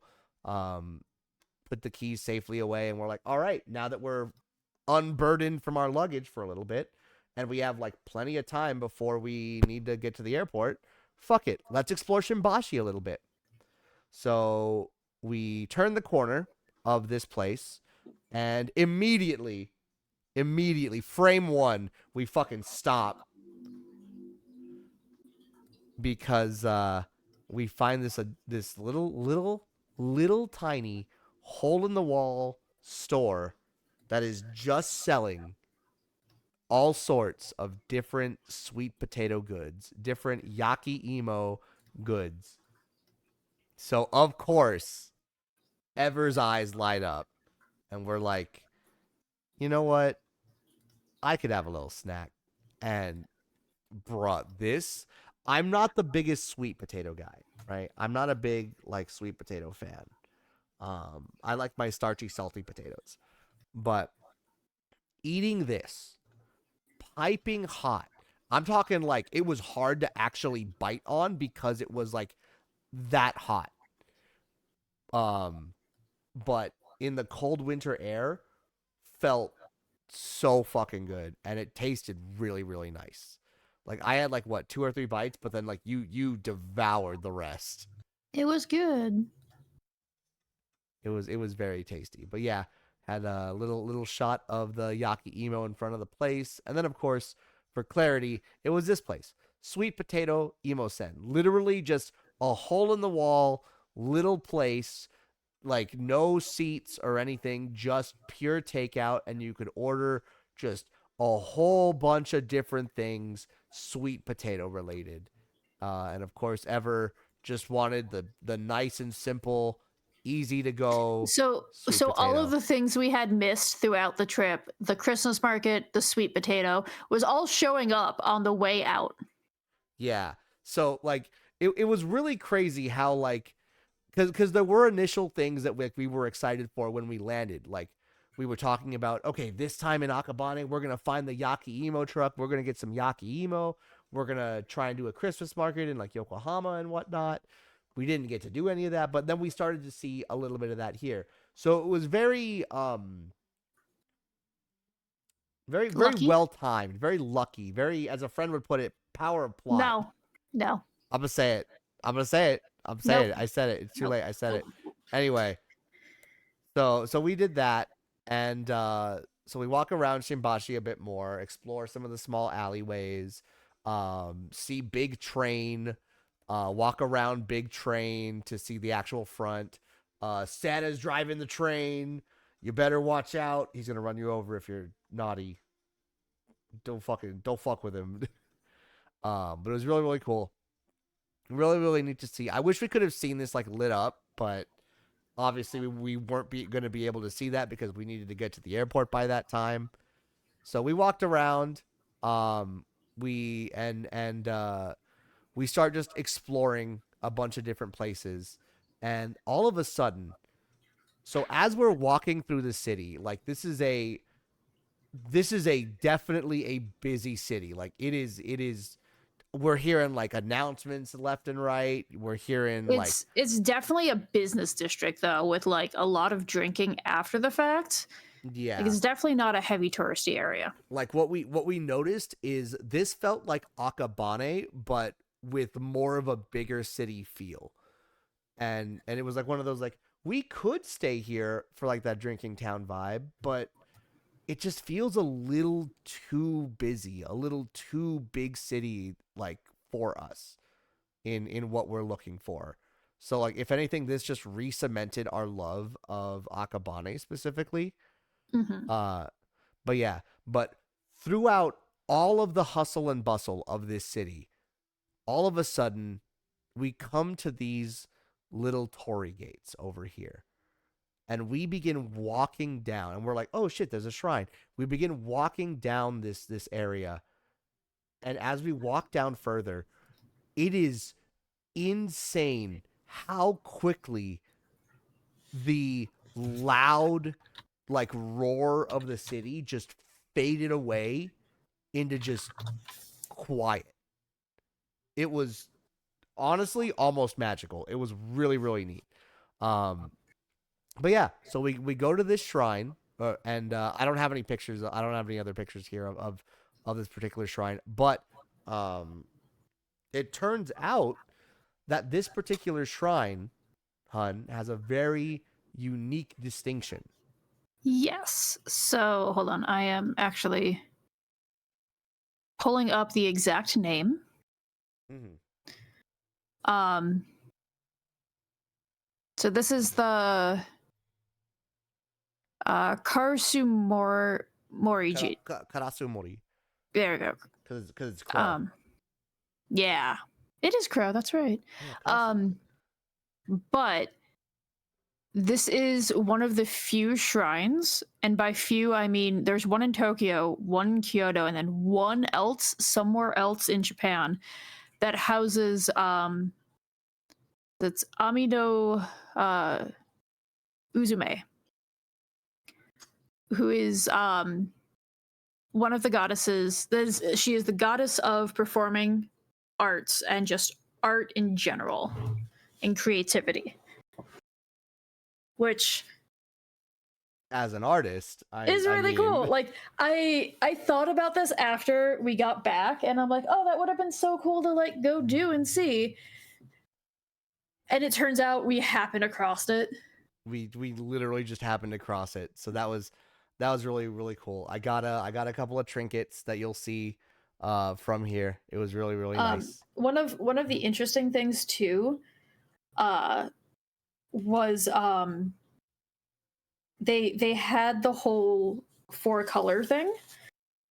And when I got the temple stamp, they handed me two special amulets, and I'm really wondering if they were randomized because they were 2 of the 4 colors. I think it's health and prosperity were the 2 that we got.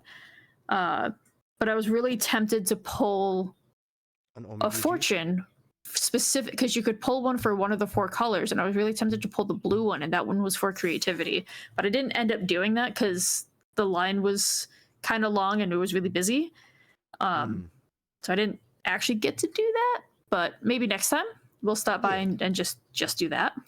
Exactly. But yeah, It's I would not mind serendipitous. going back to Shimbashi and giving Shimbashi more of a shake for like food and whatnot, because there were Mhm. some really cool places there.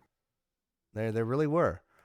For example, this place. So we had mentioned like Tamayu before. Like we had found um one of the old school, like original retro UFO Sega Sonic UFO catchers, right? Similar to the one that they have at their house. But Which this she was, actually knew where this one was too. yeah, she knew exactly where this one was. So I mean that goes to show, right? That just goes to show. But it was really cool. There was a whole like retro arcade um in the back here in like the small room, just a whole bunch of different games. I actually played some Capcom versus SNK Mark of the Millennium on this machine right over here. Actually managed to clear it. It was kind of I felt kind of proud. I'm absolutely terrible at Capcom versus SNK, but it was just fun. It was fun to mash buttons and just enjoy, you know, having some fun. As who? My team was E Honda, Raiden, and Terry Bogart. That was my 3. I was absolutely terrible as everybody except for like E Honda, because like I played Honda in Street Fighter, so that was kind of similar, at least. It was very very fun though. But yeah, so we did that, and then we're walking back. We're walking back to our coin lockers because it's starting to get to be about that time. And I realize something. I look out over here to this particular station, and I just stop in my fucking tracks because I realize I've seen this before. I've seen this exact fucking station before. And for a second I didn't realize where I've seen it, but I'm like, I know where I've seen this. I know I've seen it before. Why does this look so fucking familiar? Sure enough, I look it up just to make sure I look it up just to make sure I'm not crazy. Yeah, no, 100%. This is Shimbashi Station. This is the Yurika Mome Shimbashi Station, also known as the inspiration for Iwa Todai Station in Persona 3. If you look at the scene, if you look at the set scene for Iwa Todai Station, um and compare that particular scene to this photo, it is so fucking similar. You have the building, you have the small amount of steps, you have the escalators going up, the covered walkway. It's really fucking cool. It's super fucking neat. So like just having that moment of just being like, oh shit, I know this place was really cool. Speaking of real cool, by the way, Exo, welcome on in. How have you been? We're going through our last day, also known as the one day the power of plot showed up. No, Yes, I will argue no. this one. No, it was really really fun. I also had to take a picture of this because this is also when the Libra Cup started. In Uma Musume, and I did a run, and I happened to do so fucking good at this run. I top three'd this one particular race in round one. How far did you get? I got first place. Libra Cup is now officially the first cup that I somehow got first place in Group A. I've figured out the secret. The secret is don't fucking care about the meta, and also Pace Chaser is the new meta. Don't worry about it. Like, I gold tip the finals. I die with Scarlet in the finals. My die with Scarlet was somehow just fucking wrecking shop as a Pace Chaser, and I'm just like, oh fuck yeah, let's go. I've made it my goal for every CM that isn't a sprint, I will always build a die with Scarlet. No matter, I will always build a die with Scarlet. I don't care if she's meta or not. I fucking love her. She's so good. That's my Uma. Everyone else I can switch out, but yeah. It's all fun and games until Taishin and Goldship procs no stopping me. My Taishin won like one race out of the entire fucking thing. My Taishin sucked apparently, but my Goldship and my Daiwa were actually pretty goated. So I'm very happy. I'm very excited for Scorpio Cup. We'll see how they go. But yeah. So after that, we make it to we get back to Shimbashi. We get on the train. We realize that we aren't on the right train because we aren't on the airport one.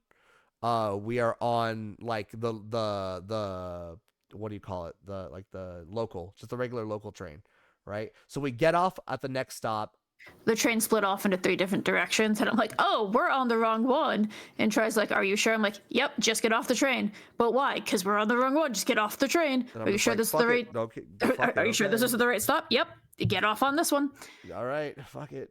Because we saw the train in the station, so we just jumped on it before checking to make sure that it was going to the right place. And it's okay because we were not the only ones who did that. Yeah, there was another pair of people there that like literally followed us, and we're like, okay, first time. Yeah, no, they were. Yeah, no, they were like we saw them get off confused, and I just walked up to them like, "Hey, you going to Haneda?" And they're like, "Yeah." It's like it's the next train.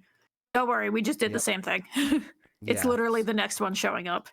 Yeah. So So we got off at the next station. Literally waited like 3 minutes. 3 minutes and like got a new train and whatnot. Already seeing Daiwa and room lobbies for Scorpio Cup, S ranked and all. Let's fucking go. I have yet to get an S rank. Did you see El Condo's pass into retirement? Maybe. I did build an El Condo for Scorpio as well. So I just don't have the grit to fucking grind for S ranks. I'll be happy with my mid-high A+ for now. I mean, again, like going off of the whole like build your favorite Umas, like the die with Scarlet was there just to like fill out the thing and be like I was betting on my end closers, but yeah, apparently I built my Daiwa like decent enough, and there you go. Just goes to show, you know what? Sometimes you just need to just fucking send it. Just fucking send it. It'll be funny. Nah. What's been really crazy is the score inflation with team trials. Like I've been rebuilding all of my team trials people because I realized that like a lot of them only had like 1 gold skill, and I'm like, oh, I need more gold skills so I can get better score. All right, hold on. Let's fucking go. So now I have like I think a minimum of 3 gold skills on all my teams now, so I'm slowly working through any of the new ones. It's good enough to hold for now, so fuck it, whatever. Eventually I'll fall back to grade 5, I'm sure, because I'm currently generally free to play because of, again, lack of gacha funds due to not having a job. But it's still fun. I still really like Uma. Uma's still really fun. But anyway, so we get on the right train to the airport, and we make our way over. We check in. We get our boarding passes, and Ever wins the lottery. I just look at my boarding pass and go, God damn it. And Trey's like, what? What's wrong? I'm like, fucking look at my boarding pass. You have to be kidding me. And he's like, what? What's wrong? I'm like, you got the 4 S's. I win. I win the worst prize. The super secret special security lottery, aka you get a full screening of your carry-on bags and whatnot when you And are bomb about to swabs and bomb everything. swabs and Like everything. I'm actually surprised I also did not get pulled aside at TSA, because typically when you have that, you get pulled aside at TSA as well and get okay, previously whenever I've gotten this, it's the TSA pull aside and the gate pull aside. This time was just the gate pull aside, but I've had it where it's both and it's annoying. Um but yeah. So I got gate checked and I was not happy about it because I'm like, I just want to get on this plane so I can sleep. And they're like, okay, we have to swab your hands and we have to swab your shoes and then all of the zippers on your bag. And they actually like opened my bag and looked through it this time, which is further than I've ever had them do before on one of these. But I'm just sitting here going, you've got to be shitting me. Why did I get the luck of the draw to once again, as I'm leaving Japan, get pulled aside for the extra security? Because Try watched it happen to me last time too. I didn't watch it happen to you last time. You were behind me, and I No, didn't hear you calling out for me. you saw that it happened to me last time too, that I Yeah. got the extra security because Yeah, you did. obviously I'm suspicious as hell. Yeah, randomly selected. I'm randomly selected so often. I love how Guys, the I it's love not how, even funny. I love how the white lady is the one that gets randomly selected. You suspect that the Like, just brown enough boy would be, but no, like it's apparently to not. the point. It's to the point where I get pulled aside and I just sit down, kick off my shoes immediately, hold my hands out in the exact way they want them because I know what's coming. And like the funny thing is, normally there's like this little machine reader that they put the swabs in to make sure you don't have like bomb residue or gunpowder residue on your hands, kind of thing. And I didn't even see that at this one. I'm just like, are you just swabbing us for fun? Are you putting it in a reader? Because I don't see the reader anywhere. I'm annoyed. Yeah. You're gonna swab me. You're not even gonna like do the whole reading thing. Ugh, just annoyed at all of this. Yeah. But Ugh. we made it through. We got it. They need something on the mundane job. Exactly. That's why they give out the little gotcha lottery tickets for security, for fun. But we get on. We see this nice little sunset. Right as we're I think this is when we're approaching Los Angeles actually. But it looked really nice. So I had to get a picture of it. It was really really cool. Actually, no. This was. Wait a minute. Is this? This is slightly out of order. This is slightly out of order, right? Cause, yeah. Cause this is the food that we had at Yeah. yeah. This is the last meal that we had in Japan at the airport. So we had you had gone to this sushi restaurant place, and you got this little charaishi don, or like Mhm. sashimi plate, right? And from what you said, it was really good and actually a really Yeah. good price for It airplane was. food, for airport food. It's like $20. It was a real Yeah, good price. I mean, to be fair, for like the Yeah, it was not 20 bucks kankyo roll, with that. Yeah, yeah. So like with like the it was like not 20, kankyo 22, I roll, think, and with like you the get a with the bunch of Oshiniko roll. ikuda and like the scallops and whatnot. Like I know you like you saved those scallops for last, Mm-hmm. but yeah, it was very very good. For me, I decided to go with Meat Stars 29 hamburger and steak. So of course, my last meal in Japan had to be my first taste of America. So I get over there, and it was funny because the people that were next to me were like ordering in English and whatnot, and like there was obviously a little bit of like confusion of like getting lost in translation and stuff. And I'm sitting there like, these silly gaijin, these silly foreigners. I'm the one who can order in the Japanese and get understood, and I'm able to get everything that I want, and everything will be fine because I can speak the language. I'm so cool. So Foreshadowing. so foreshadowing is a literary device. So I, in my Japanese, order a double patty. I order a hamburger, a mushroom burger, Angus burger with 2 patties. Very expertly Nihongo Jozu order my double patty hamburger. So I get 2 hamburgers. And I'm sitting there like, "Oh, okay. I mean, technically, it is 2 patties. It's just a little more bread. Just a little more starch. It'll be fine."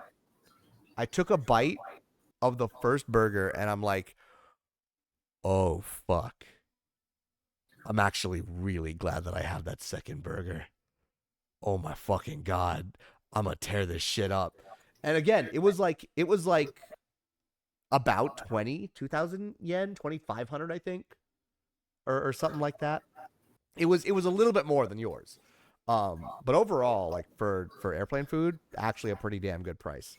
I finished like one and a half of these burgers, And then I and helped. then yeah, and then you finished the other half. To be fair, you also really liked that burger. It was Yeah, really it well was done. good. It was really fucking good. So hell yeah, I was very happy with it.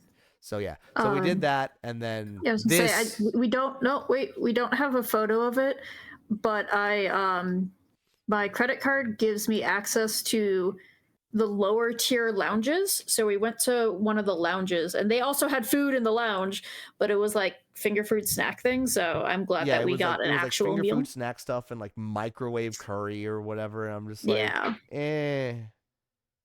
I'll But they had take the desserts, like. so we grabbed Yeah, desserts, yeah. we grabbed a bunch of we got a bunch of macarons. It was so good. Those are very tasty. But yeah. So we did that. Eventually we get on our flight and we take off and we start going And from the Japan time to all the way destination, to 0 minutes. yeah, we all the way to Los Angeles. So by the time that we leave, it's currently 3:31 a.m. In Los Angeles. Something was going on with like the timing scheduling thing of this thing. It was not we thought it was like because maybe we had just launched, like we had just taken off, so like it needed to adjust. It did not change throughout the entire trip. We were apparently traveling, yeah, faster than light. It was fucking crazy. So I thought it was really really funny.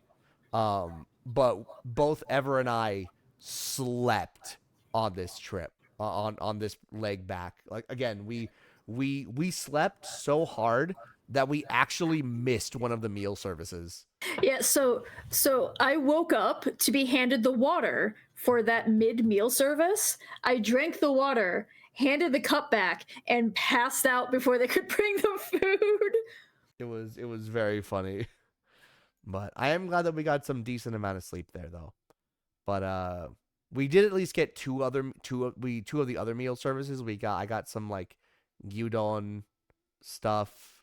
It was all right. It was serviceable. Definitely not as good as the food in the airport, but it was food, so that was good. Oh no, wait. This was yours.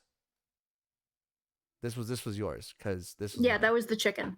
Yeah, you got the chicken. I got the I got the beef. I got the gyudon. So, it was really nice, all things considered. Again, not as good as the other stuff. We land in Los Angeles, go through customs. I thought customs was going to be like a fucking pain, right? Because like I'm sitting here, I'm sitting here before we leave for Japan, right? And with the Yeah. generic political climate that is in With America, with everything going on currently, we with were worried about coming back in through customs. yeah, with gestures generally, and me being a Hispanic, very Hispanic male, um, I was a little bit worried about like customs and whatnot. But we get to customs. The line is long, of course, because like everybody had just disembarked and everybody's getting ready to go into, go into that, go into the country and whatnot. Um, but then they ask for like people that are specifically just passport holders that are returning to America, and so we follow them. They scan our faces, call us through. That was it. That was the Yeah, they didn't even fastest. look at the passport. Like that was wild. It was crazy. It Like they it did. was it was facial recognition, and I don't know if I'm okay with that. Yeah, it was one part, oh, this is convenient. And then one part, why do you only need to scan my face? What the Yeah, fuck, dude? why do you only need to scan my face? I do not like that all you had to do was scan my face and you can match me to my passport. You don't even have to look at my passport. I don't like this. Yeah, it was it's the convenience of technology, but also as somebody who works in the IT sector in America, I do not want fucking like there's a reason why I don't want like a smart fridge or a smart TV or anything like that. I don't need No, that. that's I want that my that's I want my appliances to be stupid. Like no, that's the me. other big thing is the surveillance of it. Like because we scanned out like that too, like to board the plane, they did that scan, but like the board the plane part and the like leaving the entering Japan part, yeah, they took a photo of you kind of like they did this face scan thing, Mhm. but they still looked at At the your passport. passport. Yeah. It was So kind of I crazy. I was not. I'd be afraid of facial recognition because, like, what if everyone was right? What if they actually see my doppelgangers? I don't want to know what they've been doing. Oh my god, fair, valid. Uh, but yeah, Like it's definitely a I don't know how I feel about that being used. yeah, it's just a Like little eyebrow raise and whatnot. it does say, oh yeah, we delete these. Okay, Yeah, you no, do. that's the Sure. perfect word for it. It's very dystopian. It's incredibly dystopian, and That's it was absolutely, unsettling. yeah. Yeah. Again, like Like again, maybe maybe I get maybe it that's is how it's happening because now, but yeah, I like don't like like it. maybe it is because we're older and we again because we grew up in a pre 9/11 world like and well not even pre 9/11 like even just like a few years ago like when like every other time literally every other time that we have come back home from Japan it's always been this like it I feel like it takes longer to get into America than getting into like Japan or leaving America. Like between leaving America, entering Japan, and leaving Japan and entering America, before the like between those 4 points of custom entry, all of our previous trips, it felt like re-entering America was always the longest part. So to have it this time be quite literally the shortest part, just kind of like it really made me raise an eyebrow of like why. No, I can tell you exactly why I do not like the facial recognition portion of it. Um, and it boils down to the current political climate that we are in and the fact that they're using facial recognition like that everywhere.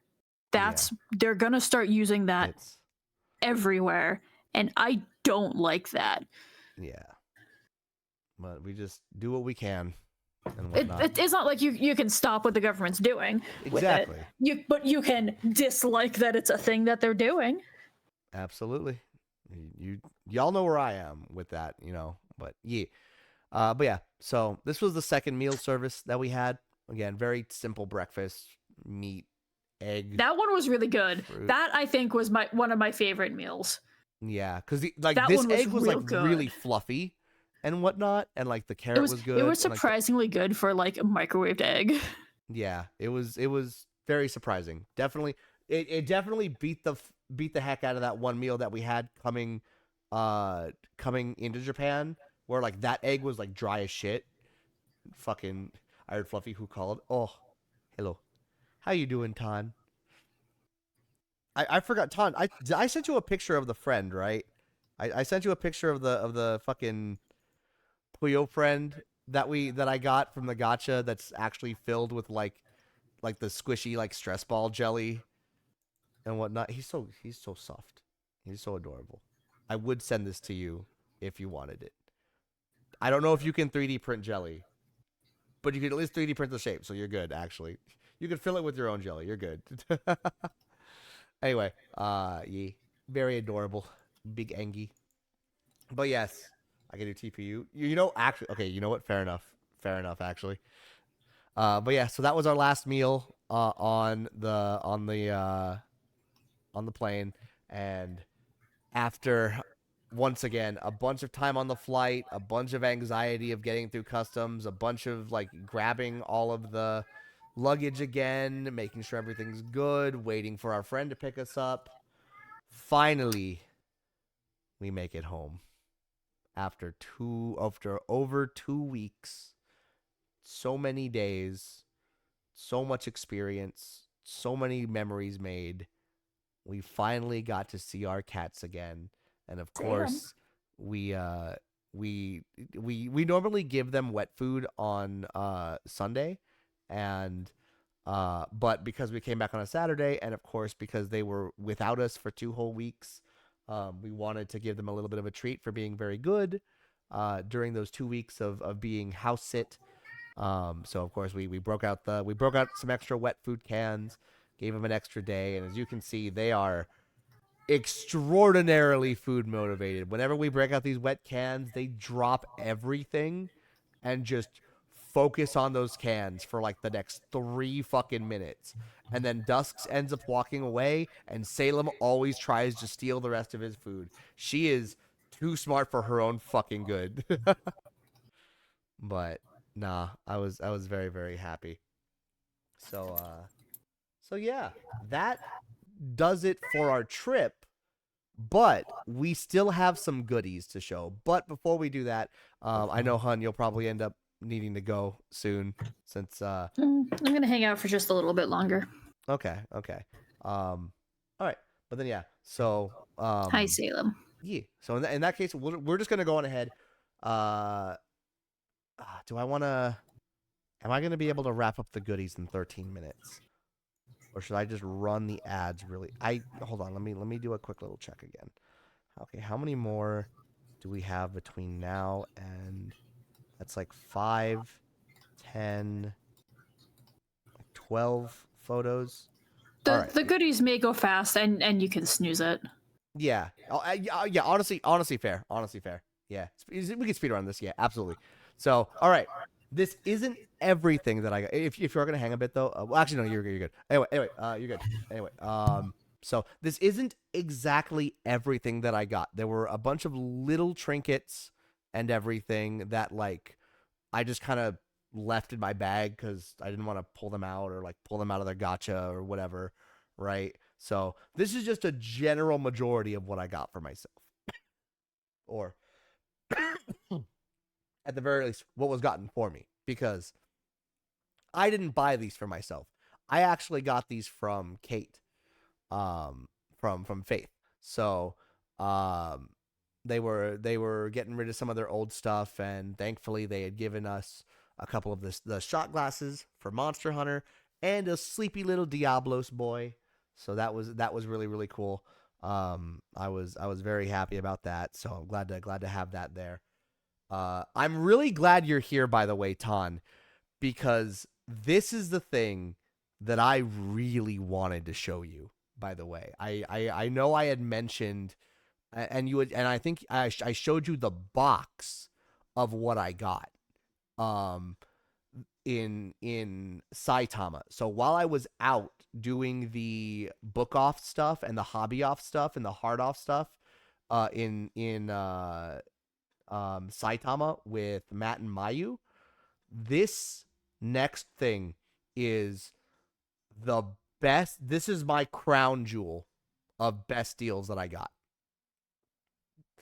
This Bunta Fujiwara full on doll with the denim jeans, the cloth sweater, the cloth undershirt. What's not shown is he actually also has like another overshirt and an apron as well. He has an apron for the tofu shop that you can put on him. And he also has like the Geta sandals that you can Thanks, put other on his guy. feet. You got the Yowie heads. Oh my god. That is drip. Look at this man. I think he might also have a cigarette. I need to double check. That might be like the one small accessory that he didn't have, but it's fine. Uh yeah. I got this for like 5,500 yen, which is like little about 40 bucks. Like about 40ish, $35. This thing retails for like 100 something, apparently. This was a special like 2000 and like I think 21 release of this particular figure, and like it is like quality wise it looks fucking amazing. And like yeah, no, this, oh my god, dude. Oh my fucking god. Literally the biggest of big deals. Look at those feet for free. Anyway, yeah. Anyway, yeah, this was, god, I'm big again, huge fucking shout outs to big fucking shout outs to both Matt and Mayu, who, if it wasn't for them dragging us out, I would have not found this, and I'm so fucking happy that I have it. I gotta find a way to pose this guy. I gotta find a way to display him somewhere, but right now he's safely in his box. So yeah. Speaking of thanking friends, I have to thank good old Steel Helm for this. We got this like one of the no, we got this the first day, the first full day, right? In Akiba. Because that was the only other time that we went up to Akiba. So this is what is known as 30-minute fantasy. So Yeah, we got this the same day we got the glasses. yeah. So yeah, this was the first full day in Japan. So I was holding on to this for a while, but it was so fucking worth it, dude. So anybody out there that likes doing like the Gundam stuff, like building your own Gundam and shit, if you like JRPGs, look into 30-minute fantasy. So the way that they do this, right? The way that 30-minute fantasy works is that there are a bunch of base classes, and they're split up between two factions. The Liber faction, which is like the good guys, and the Rosen faction, which is the bad guys. You know who isn't a bad guy, though? You know who's absolutely on Team Liber? Bomber Canuck over here playing some Final Fantasy 14 online. Welcome on in, Bomber. How are you doing? And everybody from Bomber's Raid, allow me to introduce myself. I am AKL Trifecta, casual VTuber, VTubing casually, drummer, game developer, voice actor, and today, Gaijin returned home. We are finally going over the last couple of pictures in this slideshow, showing off all of the goodies that I got, or at least a good majority of the goodies that I got during my 2-week vacation in Japan. And I was just talking about this awesome thing, this awesome set of figurines called 30-minute fantasy, which are like JRPG inspired. Think about like Gunpla, like the small Gundams, but instead of Gundams, they're like robotic RPG classes. And they're split up into two armies. There's the good guys, the Liber faction, and there's the Rosen faction, which is the bad guys, right? And there's like they're multiple different classes. There's like Liber Wizard, there's Liber Warriors, there's Liber like Knights, Liber Paladin, like there's like Paladins, there's healers and stuff like that. There's so many different classes. But here's the fucking really cool thing. So you buy a base class, right? But then they also sell class up armors that you can then use to upgrade those particular classes. So like the Liber Wizard actually has 2 different class up paths. You can either upgrade him to a Liber Sorcerer, or a Liber Enchanter instead. And so you can buy whatever class you want to upgrade him to, and you can follow the chain that way. So, of course, myself being a caster, I had to go with the wizard. And then between the enchanter and the sorcerer, I'm like, nah, like between the looks of it, I'm definitely a sorcerer. You can look forward to this being a part of a potential multi-build IRL stream in the future. This is going to happen more than likely, because there's a couple of other small things that I want to build as well, like the small little AE86s that I got from the gacha, and stuff like that. So if these turn out really well, I might see if there's a way for me to order these like online, because this might We be the can thing. we that can gets also me in check trouble. Hobby One Japan. They may have Yeah. them. Funny little quick with 30 kits. I've seen someone build the T-Rex from Horizon Zero Dawn by meshing parts together. They're just that interchangeable. Yeah. Oh yeah. Yeah. The 30-minute ones, because there's more than just 30-minute fantasy. There's also like 30-minute. What's the other one? Toasted. There's like 30-minute like robots, or 30-minute girls, or something like that. I don't fucking remember. But there's a bunch of different like 30-minute like brands, and yeah, all the 30-minute brands are apparently interchangeable. So that's really fucking sick. Thank you again. Thank you to Steel Helm for showing me this, and like 30-minute missions. That's what it was. 30-minute missions and 30-minute preferences and 30-minute 30-minute fantasy as well. So yeah, all interchangeable. Yep. No, they knew what they were doing with this, and it's so fucking sick. Mega easy kit bashing, absolutely, 100%. No, I'm not the biggest Gundam fan. Like, I'll occasionally buy a Gundam that like I'm super like. It's usually Death Sights. I fucking love Death Sights so much. This might be I might be in trouble once I get a job and more money. This might be it. Yeah, yeah, yeah. Oh man, that's so fucking cool. Speaking of fucking cool, All right, would you like the good news? yes, the good news. Amazon. Bad news. Amazon. Fuck. Shit, you Yeah, right. like I said, we can also check Hobby One. Yeah. But I am seeing at least the robot ones. I'm not seeing the fantasy ones Mm-hmm. immediately, but But we can always look at like again a more in-depth search to find them. exactly. Yeah. Anyway, moving on to some of the goods that I got from the Like a Dragon thing. Like I mentioned, I got the acrylics. I got the acrylic stands for. I'm not normally an acrylic stand guy, but I absolutely am when it comes to Yakuza.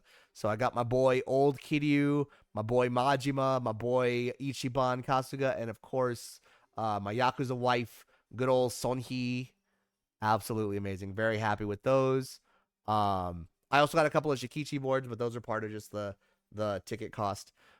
This fucking thing, this fucking cup that I hate, but I actually love, fucking cost me so much. Actually got me a little bit salty at fucking UFO catchers for a little bit, but then ever reminded me that I do this every fucking time. Every fucking time there's like one really cool thing in a UFO catcher that like I spend a fuckload of money on, and I get salty about, but then it ends up being like really worth it because it's super cool.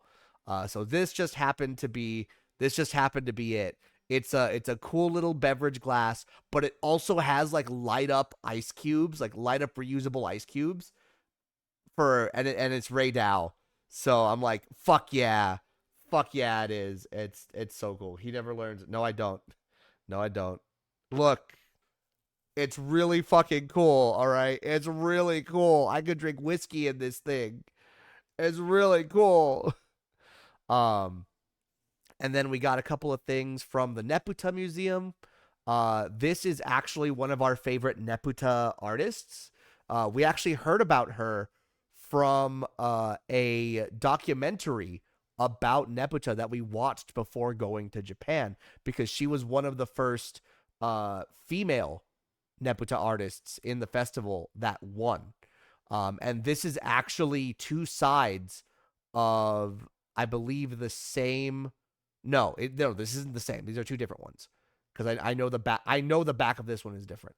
But these are two of her works that she made into Neputa, and they were there at the museum as like drawings and sketches. So we're like, fuck yeah, we're gonna get those. So obviously we did. Uma! Now it's time. Now it's time. Now it's time for the good shit. Now it's time for the part that everybody's been waiting for, that I've been waiting for. My fucking girls. My fucking ladies. So of course, I found my girl El Condor Pasa. I had mentioned this before. This was the only El Condor Pasa thing that I found during the entirety of the trip. So I scooped that up as soon as I fucking saw it. I got my daughter right there. And then, once again, huge fucking shout outs to Matt and Mayu for doing a bit of shopping while we were, this is while we were at with Toddy. with Toddy and whatnot. But they found a Daiwa Scarlet Nendo. I didn't even realize that a Daiwa Scarlet Nendo existed. But they send the picture over to Ever, and then Ever shows me, and like I'm sitting there like, how much is it? And they're like, it's like 6,800 yen or whatever, and I'm just like, it's mine. I don't care. I will give you the money when we see you after dinner, but I need that. I need that like fucking now. Absolutely. So I now have a Nendoroid of my number one Uma girl. I love her so much. She even has a little like flesh fang right there. It's super adorable. And then of course, I completely forgot that I had paid Mayu to buy me a Guranendo to give to me while I was when we finally met up in Japan. Completely spaced about it. But she hands it over when we hand over the shadow stuff and whatnot. And I'm like, oh shit, that's right. And I was very happy. So now I have not just Calliope Mori, but I also have the legendary Gargura. Rest in peace. She's not dead. Don't worry about it. Shh. Go support, go support her. If you know, you know, you know, you know, you know, we know. Anyway, but yeah, so these were also some really, really good finds. Like, I think the Daiwa Scarlet is like my second favorite. Is second only to Bunta, because holy shit, that fucking Bunta, dude. But Daiwa Scarlet definitely up there as well. Also got myself a little Calliope Mori acrylic because we saw that we saw that happening, and I actually got this while getting an acrylic for another friend. I bought that acrylic for a friend, and I saw this one, and I'm like, fuck yeah, let's go. It was really, really nice. So, and then the one pairing of Frieren and Himmel figures that we managed to find, and once again, we found these at the hobby offs. Like, one of our friends is offering to pick us up the flower ones. The flower ones off Japan Macari. I mean, maybe. Like, the flower ones were really good. I would not mind, honestly. They were a very good pairing. I was also telling her I might hold off until job happens. Yeah, so. True. Very, very true. But yeah, like, we really wanted the flower ones because it was like Himmel, one figure of Himmel and a figure of Frieren, like, back to back with like flower crowns on their heads. It was really, really pretty and whatnot. But we were always finding the Frieren figurine, and the one time we found the Himmel figurine, it was stupid fucking expensive, and it was in Akiba. So we're like, fuck that, no. So it's, we were like, whatever. We found this one, and it's still a really cute pairing. And like when you stand them together, their hands like go together, right? So it's still a really cute scene. So yeah, we and again, it's you can see by the price, we got them for an amazing fucking deal. Thank you, Hobby Off. Bless. These were the 2 Shikichi that I got from the Like a Dragon thing I had mentioned. We got 2 random Shikishi of just random people when you got your ticket to the exhibition, and we happened to pull Daigo and Saijima. So I was very, very happy with that. So we just kept them. We didn't trade them out. I'm just like, no, I'm good. I'm absolutely good. So, good stuff. Good stuff there. Now, next one. For my Uma fans, if any of my Uma fans are still awake right now, I have a very important question for you. Which fucking horse is this? It's Bono? All right, what's the full name of this horse? I don't know this fucking horse. Hishi Akebono. There you go, hun. Mystery solved. The sumo girl. Holy shit. That's fucking She was funny. really fucking cute, so I bought her. Yeah, like I didn't know who she was, but she was adorable, and I'm like, I'm going to own this one because the dress is cute and the hair is cute, and I have to own this one. there you go. Well, now we know who your Uma stan is. Hishi Akebono. Except that's not her normal outfit. I'm It's seeing not. online. No, It's not. so I don't care. It's fine. You'll get the other one later in the gacha. I promise. You can get it. You can get it at Uma then. It'll be fine. I promise. But anyway, thank you, Toasted, for that. Much appreciated. I knew that somebody was gonna know. I was like everyone was like, I don't know what horse this is, and I'm like, I don't remember what horse this is. It's like, I don't know what horse this is, but it's cute, so I'm gonna own it. It's $2. I'm gonna own it. Yeah, so I'm like, fuck it. I'll get a picture of it. I'm sure somebody in the acolytes will know. And thank you, Toasted, for doing that. I love how it's just not Umatism. Honestly, fair. And then these are all of the Uma things that I got for myself. I got more Uma things, but for other people. But I got Shikishi of my girl Daiwa. I got the special hot printed signed by the so this is signed by the actual voice actress for El Condor. So of course I had to grab that one. But I got this one, and then I got the one for here, and then I got all these little cards for just a bunch of different horses. Fine Motion, because I do like using her card. Of course, my girl Daiwa Scarlet. Of course, my girl Maruzensky, my drift loving, Eurobeat loving girl. Hishi Amazon, I initially got for myself, but I'm actually going to be giving that to a fellow VTuber friend who is very much in love with Hishi Amazon, so I'm going to give her that. Super Creek, of course, we got because fucking Super Creek, and then Agnes Digital, because while she may not be like one of my top 5 Umas, she has started to like really warm up to me. I fucking love how silly she is. I love how silly she is. She's really fucking cool. So yeah. And again, I got a couple of little smaller trinkets and whatnot, but in general, these were all of the more like specific, bigger purchases of things that I got. So, did I get a huge amount of stuff? Not really compared to previous trips. It feels like I got a lot less stuff, both for like other people and also for myself. But at the very least, it does feel that a majority of things that I got, I can either attribute to a specific reason for getting it, a specific memory, or like something like that. It feels like I got stuff for more specific reasons, which honestly, all things considered, I think is a little bit better than just wildly buying everything that I saw, which again, I feel like I can attribute that to a little bit of the Japan magic being lost.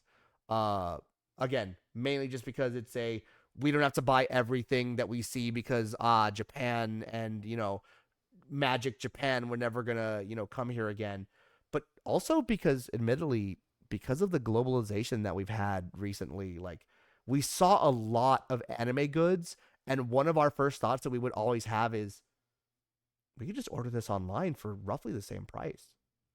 Honestly, it's kind of crazy. So now I'm looking up this Uma, And why does she tower over all of the other ones? Because Like, she is one of the there's a, biggest she is one of there's the a biggest height horses chart, in and like most of them are 140 centimeters, and she's 180. She's like, yeah, no. they all She's come up to her chest. It's hilarious. she's fucking huge because Just massive. the horse itself was huge. Just Or just is. I big forget lady. if he's still alive, but like Big lady horse. look up how big Hishi Akebono actually is. But anyway, No, just big lady horse. the ads are about to start, so we're gonna BRB and then we're gonna get ready to do our outro and whatnot. So we'll see y'all in just one little bit.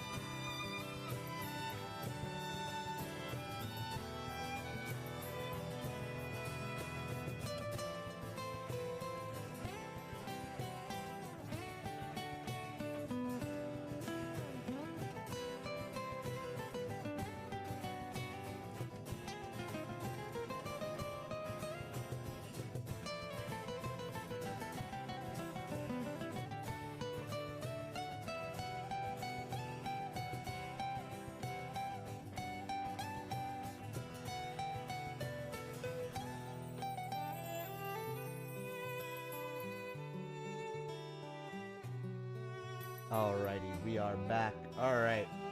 Hold on, I've got one more image for you too. The actual horse. All right, one last couple of images there.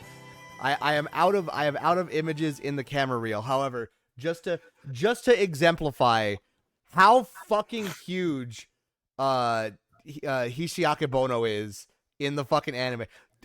Man, I wonder which one's Hishiake Bono. You trying to tell me horses are actually real? Not just that, but apparently girl horses are actually real. Not horse girls though.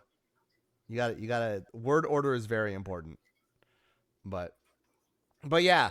So like there's fucking like Sweep Tosho, fucking oh wait, no, that is Nishino Flower. Never mind. Right over here in 135. There's Haru and right, everybody. giant. And then fucking tall, big big 180 centimeters of lady. That's almost as tall as Tan. I think. I don't remember how tall Tan is. All I remember is Tan tall. As a joke, in Umayuru, they draw the same size as Mount Fuji. The distance fog and everything. Oh my fucking god. That's hilarious. All right, you said you had one more image for me? Mm-hmm. Oh, of the yeah. Yeah. There's a reason why Hishiaka Bono is big, and that is because horse actually fucking big. Like you can see like in between here, like between what is this? Who is this? That's Biko. That's Biko Pegasus over there actually. But yeah, no, Hishiaka Bono was a fucking giant, dude. I was looking in the mirror today because my hair has been we're going for 2 months to shaving. I realized it's perfect Ryan length. Hey yo, let's go. Debating dyeing a white streak down the middle is a joke. Do it. It'll be funny. Do it. It'll be funny. Do it. And then you'll be able to pump some iron. Hell yeah. You'll get a velocity buff when you're in 6th place, passing another runner. Should I do the goatee too? Do it. It'll be funny. Do it. Support your horse girl. I unfortunately cannot grow out pigtails and make my hair red, so I can't be Daiwa, but I can be Try with Scarlet. But yes, after all these photos, after 868 photos and 2 weeks of streams, and so what you do is you put some hair. Well, maybe. After 2 weeks of streams, and at this point, almost 30 hours worth of content, it is finally time to get back to the Cafe KL and get ready to wrap up stream, because the yap is officially over. We are finished. We did it, chat. Give yourselves a round of applause for being here. And also, Crappy Mouse, thank you so much for the follow. Welcome to the Acolyte family. Hope you enjoy your stay here. And last but not least, please enjoy your 5 brand new follower emotes as a thank you for your support. Hope you're having a wonderful Tuesday. All right, let's say that would make you look 10 years older. Do it. It'll be funny. Oats curry. Oatmeal curry. Bless. No. Yes. All right, you're eating it. Curry, potato salad. I'm eating that one. Yeah. But no, thank you everybody for being here and enjoying all the yap and enjoying all the photos and enjoying all the stories, whether it was the stories of me getting absolutely fucking drunk in Aomori. Speaking of drinking, let me get a sip. All right, chat, I'm gonna run away. Have a good night. Wait. What? Before you go. What? What was your favorite part of the trip? What was your big memory? What was your I don't know. It was I'm all tired. really good, wasn't it? I'm tired. I don't know right now. Fair enough. Emotional cone. Emotional cone. Yeah. Sleeping, which is what I should be doing in a little bit. But yeah, everybody give Ever a round of applause as well for joining me in. I definitely, this would not have been as entertaining of as entertaining of the last couple of Yap streams, because a lot of the days were split and I didn't know everything that she was doing, so she got to come up and share her side of the story whenever we did the solo days. So thank you again for joining me, hun. I'll be upstairs in a little bit after rating and whatnot. So. Okay, good night, because I have a cat that is bothering the hell out of me, saying that, why are you still awake? Why are you not in bed? Our cats are very, very schedule based, and if Ever's not in bed, but if Ever's not in the bedroom, like getting ready for bed before like 11, Salem will legitimately like meow and just start bugging the shit out of her because That's what she's doing right now. So yeah. Anyway, I will be up in a little bit too after stream. But anyway, see you. Good night. and there she goes. I'm gonna disconnect as well. And alrighty, one more time, everybody, a huge thank you to for stopping by, listening to all of the different stories that I've had these past 2 weeks of vacation. Really have been absolutely insane. Again, my favorite parts, obviously, I'm definitely biased, but getting drunk in Aomori and making friends with a couple of locals while singing a bunch of karaoke songs that I had no idea how to sing. I just fucking winged it, and it was great. And I learned some really cool Japanese songs that I want to do in karaoke in the future once my voice is better. Between that and, again, somehow having the best fucking luck of my life and getting to be a live action extra in Calliope Mori's music video. Somebody had asked when the music video is coming out. Unfortunately, I don't know when it's going to be out. However, literally as soon as I find out when it releases, I will be letting everybody know. So don't you worry. When it does come out, you will be made aware somehow, some way. I assure you guys. But also, Untendo, welcome on in. How are you doing? Hope you've had a good Tuesday so far. Good morning. We're getting ready to raid out and end the stream. But we did it. We are officially done with the yapping streams. I can now yap while playing video games. So that leaves us with what are we going to be doing? What are we going to be doing now that we are done with yapping? Well, first things first is this Thursday is the last Thursday of the month. This Thursday is also Crimbo. So we are going to be doing some Crimbo drum stream starting at 7 p.m. Pacific time. So hell yeah. So look forward to that. If you're subscribed, you'll be able to request songs, and if you're not subscribed, no worries. You'll be able to still pop on by and enjoy all the fun tunes and just help us ring in a Merry Crimbo and the New Year and whatnot as we're getting ready for that. So hope you guys look forward to that. And then next week, I also am planning a Sonic Racing Crossworlds stream, potentially on Saturday or maybe Sunday during the day. I'm not exactly sure. The thing is, I need to talk with Mayu specifically. I need to talk with Mayu Yumemi and figure out when a good time would be for the both of us, because we want to do the Nights Festival. So, I gotta talk with her for that. When I can get a time for you guys, I will let you know. Or if it's gonna be more impromptu, then heck it, it's gonna be more impromptu. I'll still let you guys know as soon as I can. So we have the drum stream this Thursday. We have sometime during the weekend, hopefully maybe Saturday sometime, we'll be doing the Sonic Racing collab with Mayu.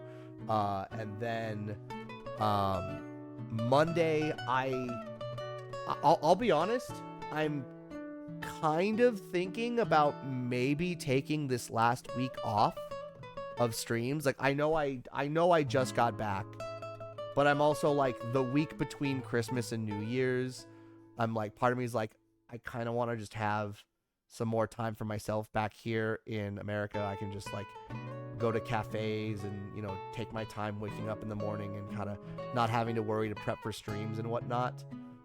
So I may end up doing that, or like again, I'm not dead set on it too, because it's also like, I want to play Monster Hunter because GOG came out and there's still the Winter Festival, right? I do want to play that.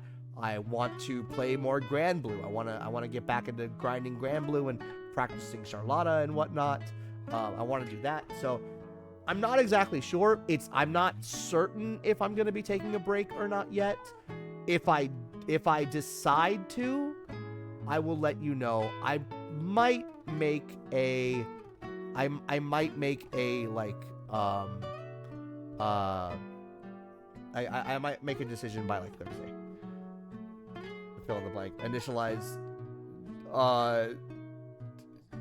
self-destruct sequence. Wait, hold on. Wait.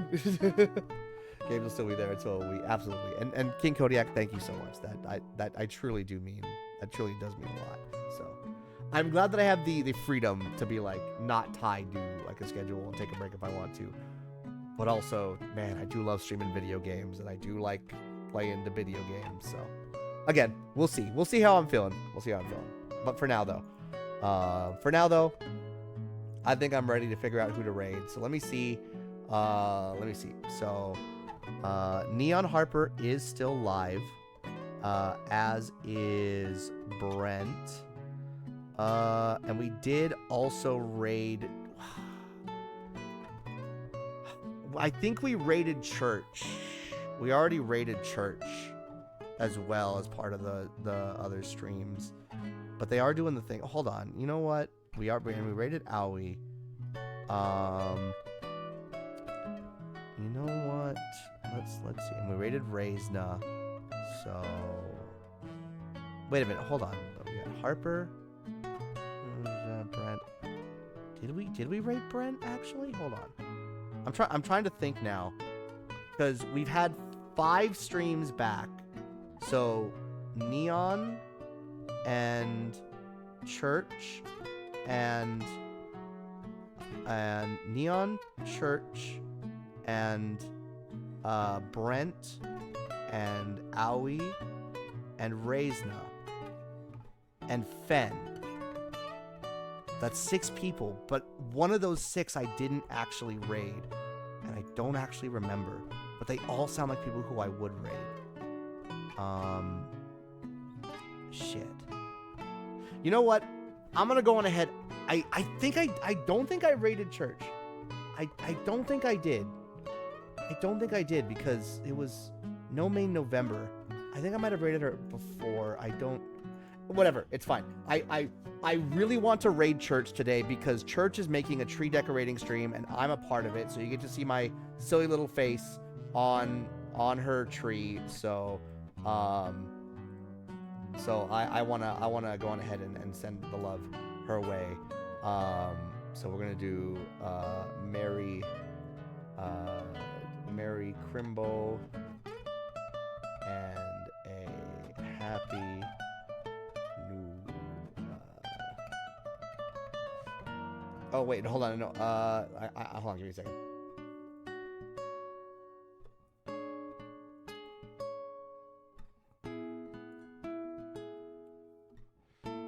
I'm trying to like be funny.